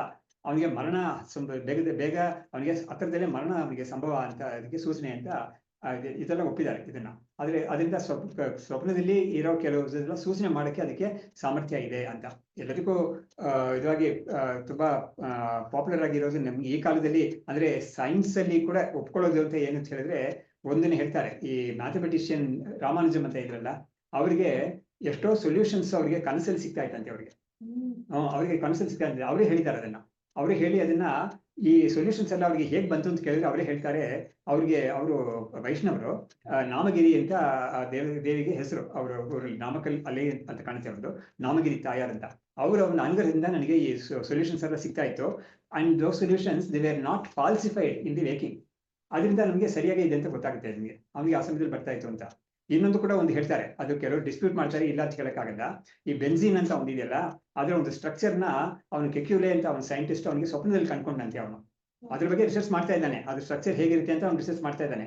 ಅವನಿಗೆ ಒಂದು ಸ್ವಪ್ನದಲ್ಲಿ ಒಂದು ಹಾವು ತನ್ನ ಬಾಲವನ್ನ ತಾನೇ ಅದನ್ನ ಕಚ್ಚೋ ತರ ಒಂದು ಬರುತ್ತೆ. ಅದು ಒಂದು ಇದ್ರ ತರ ಒಂದು ಶೇಪ್ ಅಲ್ಲಿ ಬರುತ್ತೆ ಅದು. ಸೊ ತನ್ನ ಬಾಲವನ್ನ ಹಾವು ತಾನೇ ಅದನ್ನ ಕಚ್ಚೋ ತರ ಆ ತರ ಒಂದು ನಡೆದಾಗ ಅವನಿಗೆ ಈ ಬೆನ್ಝೀನ್ ಸ್ಟ್ರಕ್ಚರ್ ಈ ತರ ಇರಬೇಕು ಅಂತ ಅವನಿಗೆ ಒಂದು ಸೂಚನೆ ಬಂತು. ಅದನ್ನ ಅವನು ಅಲ್ಲಿಂದ ಪಡ್ಕೊಂಡ ಅವನು ಅಂತ ಅವನಿಗೆ ಈ ವಾಸ್ ಇನ್ಸ್ಪೈರ್ಡ್ ಬೈ ದಟ್ ಅಂತ ಹೇಳ್ತಾರೆ.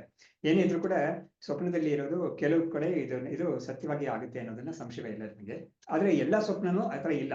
ಅದು ದೇರ್ ಎಕ್ಸೆಪ್ಷನ್ಸ್. ಬಟ್ ಸಾಮಾನ್ಯವಾಗಿ ಸ್ವಪ್ನ ಅನ್ನೋದು ನೋಡಿ, ಅಲ್ಲೂ ಕೂಡ ಏನಾಗುತ್ತೆ ಅಂತ ಹೇಳಿದ್ರೆ ನೋಡಿ, ತ್ರಿಜಟ ಕನಸು ಕೂಡ ನಾವು ನೋಡಿದ್ರೆ ಅದು ಸೂಚನೆ ಅಷ್ಟೇನೆ. ನಿಜವಾಗ್ಲೂ ಏನೋ ಆನೆ ಮೇಲೆ ಏನು ಬರ್ಲಿಲ್ಲ ರಾಮ, ನಿಜವಾಗ್ಲೂ ಇವನೇನು ಕತ್ತೆ ಸವಾರಿ ಮಾಡ್ಲಿಲ್ಲ. ಆದ್ರೆ ಅವಳಿಗೆ ಸ್ವಪ್ನದಲ್ಲಿ ಅದರ ಮಾಡಿದಾಗ ಕಾಣಿಸ್ತದೆ. ಆದ್ರೆ ಅದರ ಫಲ ಏನು ಅಂತ ಕೇಳಿದ್ರೆ, ಅದರ ಸೂಚನೆ ಏನು ಅಂತ ಕೇಳಿದ್ರೆ ಈ ತರ ಅದು. ಅದೇ ತರನೇ ಇವನ್ಗೂ ಅಷ್ಟೇನೆ, ನಿಜವಾಗ್ಲೂ ಏನು ಆ ದೇವಿ ಬಂದು ಇವನಿಗೆ ಸೊಲ್ಯೂಷನ್ಸ್ ಏನು ಕೊಡ್ಲಿಲ್ಲ. It only appeared to be that, but then those solutions were not falsified. ಅದೇ ಆ ತರ ನಾವು ನೋಡ್ಬೇಕು ಅದನ್ನ.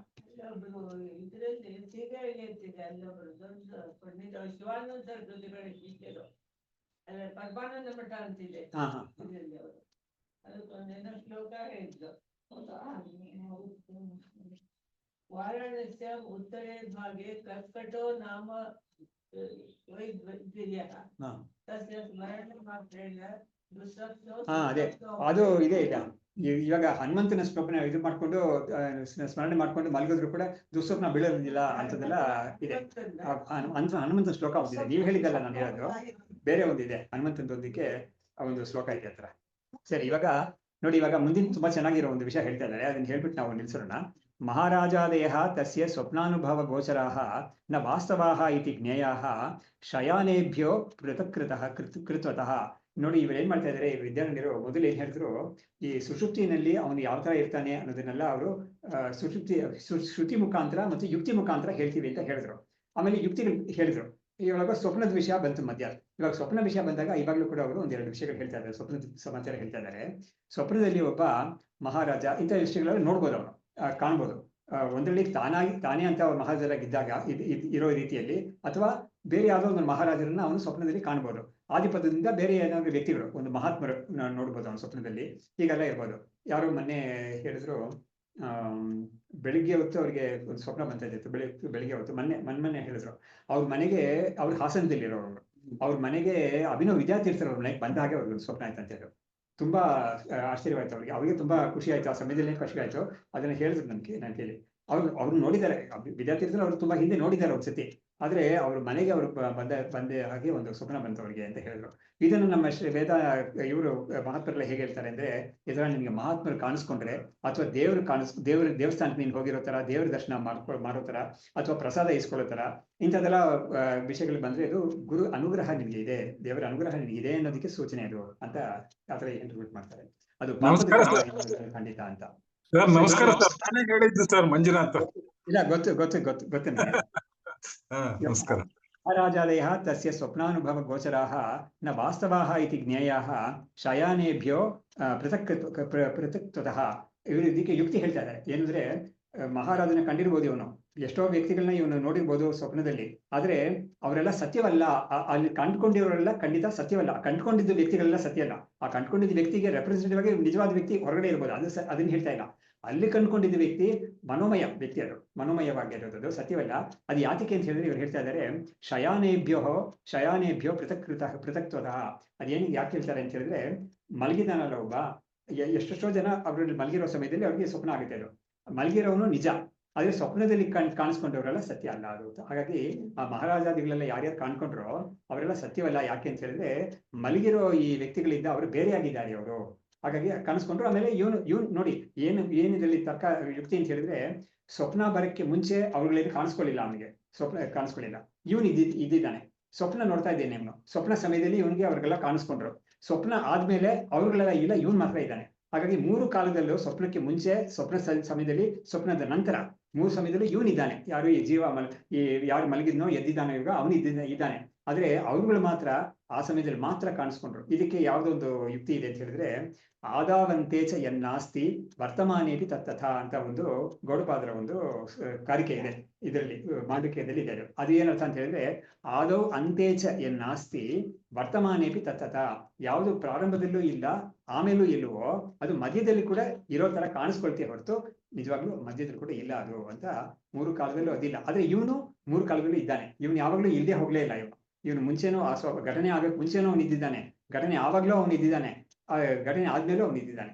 ಇದ್ದಾನೆ. ಹಾಗಾಗಿ ಅವನು ಮಾತ್ರ ಸತ್ಯ, ಅವುಗಳೆಲ್ಲ ಸತ್ಯವಲ್ಲ ಅಂತ ಸ್ವಪ್ನದಲ್ಲಿ ನಾವು ಕಂಡಿರೋ ವಸ್ತುಗಳು ಸತ್ಯವಲ್ಲ ಅನ್ನೋದಕ್ಕೆ ಹೇಳಿದ್ರು. ನೋಡಿ, ಅಲ್ಲೂ ಕೂಡ ನಾನು ಹೇಳಿದ್ನಲ್ಲ, ಮೊದಲೇ ಕಾಣಿಸ್ಕೊಂಡ್ರೆ ಸ್ವಪ್ನದಲ್ಲಿ ಇಂಥದ್ದು, ಅಥವಾ ಒಬ್ಬ ಕರ್ರಗೇನೋ ಒಬ್ಬ ಭಯಂಕರವಾಗಿ ಕಾಣಿಸ್ಕೊಂಡ್ರೆ ಅಲ್ಲಲ್ಲಿ ನಿಜವಾಗಿ ಕಾಣಿಸ್ಕೊಳ್ಳಿಲ್ಲ. ಅವರೆಲ್ಲ ಕಾಣಿಸ್ಕೊಂಡಾಗ ಆಯ್ತು ಅಷ್ಟೇನೆ, ಅವ್ರು ಸತ್ಯವಲ್ಲ ಅಂತ ಒಪ್ಪುತ್ತೆ. ಆದ್ರೆ ಅದನ್ನ ಏನೋ ಸೂಚನೆ ಸಿಗುತ್ತೆ ಅಂತ, ಆ ಸೂಚನೆ ಮಾತ್ರ ಸತ್ಯ ಅಂತ ಅದನ್ನ ನಾವು ಒಪ್ಪುತ್ತೆ ಅಷ್ಟೇ. ಸೊ ಇಲ್ಲಿಗೆ ನಾವು ನಿಲ್ಸಿರೋಣ. ಈ ಒಂದು ಶ್ಲೋಕ ಹೇಳ್ಬಿಟ್ಟು ನಿಲ್ಲಿಸ್ತೀನಿ. ದೃಶ್ಯಂ ಮಿಥ್ಯಾ ಅಸ್ತು ತದ್ದ್ರಷ್ಟು ದ್ರಷ್ಟೃತ ವಾಸ್ತವಿ ತತಃ ದೃಶ್ಯ ಸಾಪೇಕ್ಷ್ಯತಾ ಇತಿ ಏಷಾ ಶಂಕಾ ವಿನಿವಾರ್ಯತೆ. ಇವಾಗ ಏನ್ ಕೇಳ್ತಾರೆ ಅಂತ ಹೇಳಿದ್ರೆ, ಸರಿ ನೀನ್ ನೋಡಿದ್ದು ಯಾವುದೋ ಇದೆಯೋ ಅದು ಮಿಥ್ಯಾ ಆಗ್ಲಿ ಪರವಾಗಿಲ್ಲ, ಆದ್ರೆ ಅದನ್ನ ನೋಡಿದ್ದಾನಲ್ಲ ಒಬ್ಬ, ಅವನು ಸತ್ಯ ತಾನೆ ಅವನು. ಅದರಿಂದ ದೃಶ್ಯ ಸಾಪೇಕ್ಷತಾ ಇತಿ ಏಷಾ ಶಂಕಾ ವಿನಿವಾರ್ಯತೆ. ಅದರಿಂದ ಏನಾಯ್ತು, ಆ ವಸ್ತುಗಳೆಲ್ಲ ಇವನ್ ಮೇಲೆ ಡಿಪೆಂಡ್ ಆಗಿದೆ ಅಂತ ಒಂದು ಶಂಕೆ ಬಂದ್ರೆ ಅದನ್ನ ನಿವಾರಣೆ ಮಾಡ್ತಾರೆ. ನ ಕಿಂಚನ ಯದಾ ವೇದ ತದಾ ಸುಪ್ತಃ ಇತಿ ಏರನಾತ್ ಆತ್ಮನೋ ಜ್ಞಾನಕರ್ತೃತ್ವಂ ಸುಪ್ತೌ ನ ಅಸ್ತಿ ಇತಿ ಗಮ್ಯತೆ. ಇವನ್ ಏನ್ ಪ್ರಶ್ನೆ ಅಂತ ಹೇಳಿದ್ರೆ, ಸ್ವಪ್ನದಲ್ಲಿ ಕಂಡಿದ್ದ ವಸ್ತುಗಳೆಲ್ಲ ಸತ್ಯವಲ್ಲ, ಒಪ್ಪೋಣ. ಆದ್ರೆ ಯಾರು ಅದನ್ನು ಕಂಡಿದ್ದಾನೋ ಅವನು ಸತ್ಯ ತಾನೆ, ಇವನ್ ಮೇಲೆ ಡಿಪೆಂಡ್ ಆಗಿದೆ ಅದು. ಅದರಿಂದ ಅದಕ್ಕೆ ಏನಾದ್ರು ಒಂದು ಡಿಪೆಂಡೆಂಟ್ ರಿಯಾಲಿಟಿನೋ ಏನಾದ್ರು ಒಂದು ಕೊಡ್ಬೋದಾ ನಾವು ಅಂತ ಏನಾದ್ರು ಹೇಳಿದ್ರೆ, ಸುಷುಪ್ತಿ ಸಮಯದಲ್ಲಿ ಅದು ಕೂಡ ಬಾಧಿತವಾಗಿ ಹೋಗುತ್ತೆ. ಇವನ್ ಮೇಲೆ ಡಿಪೆಂಡೆಂಟ್ ಆಗಿರೋದು ಯಾವುದೂ ಇರೋದೇ ಇಲ್ಲ ಅನ್ನೋದನ್ನ ಅದನ್ನ ಹೇಳ್ತಾರೆ. ನ ಕಿಂಚನ ಯದಾ ವೇದ ತದಾ ಸುಪ್ತಃ ಇತಿ ಏರನಾತ್ ಆತ್ಮನೋ ಜ್ಞಾನಕರ್ತೃತ್ವಂ ಸುಪ್ತೌ ನ ಆಸ್ತಿ ಇತಿ ಗಮ್ಯತೆ. ಹಾಗಾಗಿ ಈ ಸುಷುಪ್ತಿ ಸಮಯದಲ್ಲಿ ಅವನು ಯಾವುದನ್ನು ಕೂಡ ತಿಳ್ಕೊಳ್ಳೋದೇ ಇಲ್ಲ ಅವನು. ಯಾಕಂದ್ರೆ ತಿಳ್ಕೊಳ್ಳೋಕೆ ಸ್ವಪ್ನ ತರ ಏನು ಅವನಿಗೆ ಕಾಣಿಸ್ಕೊಳ್ಳಲ್ಲ, ಮನಸ್ಸು ಇರೋದಿಲ್ಲ ಅದನ್ನ ಗ್ರಾಸ್ ಮಾಡ್ಕೊಳ್ಳೋಕೆ. ಹೊರಗಡೆ ಇರೋ ವಸ್ತುಗಳನ್ನೆಲ್ಲ ಸುತರಾಂ ಇರೋದೇ ಇಲ್ಲ, ಯಾಕಂದ್ರೆ ಇವನಿಗೆ ಇಂದ್ರಿಯಗಳು ಇಲ್ಲ ಅದನ್ನ ಗ್ರಾಸ್ ಮಾಡ್ಕೊಳ್ಳೋಕೆ ಆ ಸಮಯದಲ್ಲಿ ಅಂತ. ಹಾಗಾಗಿ ಅವನು ಯಾವುದನ್ನು ಗ್ರಾಸ್ ತಿಳ್ಕೊಳ್ಳೋದಿಲ್ಲ, ಪಡ್ಕೊಳ್ಳೋದಿಲ್ಲ, ಏನೂ ಆಗೋದೇ ಇಲ್ಲ ಅವನಿಗೆ. ಅವನು ಅದರಿಂದ ನಮಗೆ ಸುಪ್ತ ಅಂತ ಹೇಳಿರೋದ್ರಿಂದ ಆತ್ಮನೋ ಜ್ಞಾನಕರ್ತೃತ್ವಂ ಸುಪ್ತೌ ನಾಸ್ತಿ ಇತಿ ಗಮ್ಯತೆ. ತನಗೆ ಅಂದ್ರೆ ಆತ್ಮನಿಗೆ ಜ್ಞಾನಕರ್ತೃತ್ವ ಅಂತ ಹೇಳಿದ್ರೆ ಏನು, ಒಂದು ವಿಷಯವನ್ನ ಉತ್ಪತ್ತಿ ಮಾಡೋದು, ಆ ಒಂದು ಸಾಮರ್ಥ್ಯ ಅದಕ್ಕೆ ಇವಾಗ ನೋಡಿ ಜ್ಞಾನಕರ್ತೃತ್ವ ಅಂತ ಹೇಳಿದ್ರೆ, ಇವಾಗ ನೋಡಿ ನಾನು ನನ್ನ ಇಂದ್ರಿಯದಿಂದ ಒಂದು ಹೊರಗಡೆ ಇರೋ ಒಂದು ವಸ್ತುವನ್ನು ತಿಳ್ಕೊಂಡೆ ಅಂತ ಹೇಳಿದ್ರೆ ನಾನು ಅದನ್ನ ತಿಳ್ಕೊಳ್ಳೋನಾಗ್ತೀನಿ, ಜ್ಞಾತ ಅಂತ ಆಗ್ತೀನಿ ನಾನು. ಹಾಗಾಗಿ ಜ್ಞಾನಕರ್ತೃತ್ವ ನನಗಿದೆ, ಆ ಜ್ಞಾನವನ್ನ ಉಂಟು ಮಾಡುವ ಒಂದು ಸಾಮರ್ಥ್ಯ ನನಗಿದೆ, ಅದ್ ಮಾಡ್ತೀನಿ ನಾನು. ನನ್ನ ಒಂದು ಇಚ್ಛೆಯಿಂದ ಕಣ್ಣಿನ ನಾನು ಹೊರಗಡೆ ಕಳಿಸಿ, ನನ್ನ ಮನಸ್ಸಿನ ಕಣ್ಣನ್ನು ಹೊರಗಡೆ ಕಳಿಸಿ ಆ ವಸ್ತುವನ್ನು ತಿಳ್ಕೊಂಡಿ ಅಂತ ಹೇಳಿದ್ರೆ ಅದನ್ನ ಮಾಡಿದ ಕೆಲಸ ನನಗೆ, ಆ ಕರ್ತೃತ್ವ ನನಗಿದೆ, ನನಗೆ ಜ್ಞಾತರು ಅಂತ ಹೇಳ್ತೀವಿ ನಾವು ಅದನ್ನ. ಆದ್ರೆ ಸುಷುಪ್ತಿ ಸಮಯದಲ್ಲಿ ಆ ಜ್ಞಾನಕರ್ತೃತ್ವ ಅನ್ನೋದು ಯಾವುದು ಅವನಿಗೆ ಇರೋದೇ ಇಲ್ಲ. ಯಾಕಂದ್ರೆ ಅವನಿಗೆ ಇಂದ್ರಿಯಗಳು, ಮನಸ್ಸು ಯಾವುದೂ ಅವನಿಗೆ ಇರೋದೇ ಇಲ್ಲ ಅದನ್ನ ಉಪಯೋಗಿಸಕ್ಕೆ ಅವನಿಗೆ. ಹಾಗಾಗಿ ಟೋಟಲಿ ಎಲ್ಲವೂ ಕೂಡ ಲಯ ಹೋಗಿರುತ್ತೆ. ಅದು ಎಲ್ಲವನ್ನೂ ಕೂಡ ಅವನು ಉಪಸಂಹಾರ ಮಾಡ್ಕೊಂಡು ಅವನು ತನ್ನ ಪಾಡಿಗೆ ಅಥವಾ ಆನಂದವಾಗಿ ನಿದ್ದೆ ಮಾಡ್ತಾ ಇರ್ತಾನೆ ಅಂತ ಇಲ್ಲಿಗೆ ಎನಿಸ್ಬಿಟ್ಟು ಮುಂದಕ್ಕೆ ಈ ಟಾಪಿಕ್ ಇನ್ನೂ ಸ್ವಲ್ಪ ಕಂಟಿನ್ಯೂ ಆಗುತ್ತೆ. ಹೆದರಿಕೆ ಬಂದ್ಬಿಡುತ್ತೆ.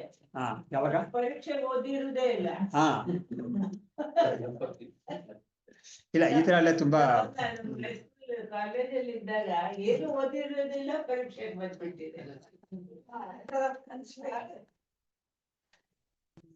ಹಾಗೆ ನಡೆಸೋಣ.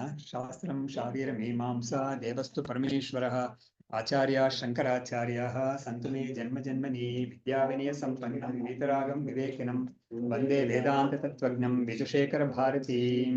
ಓಂ ತತ್ಸತ್.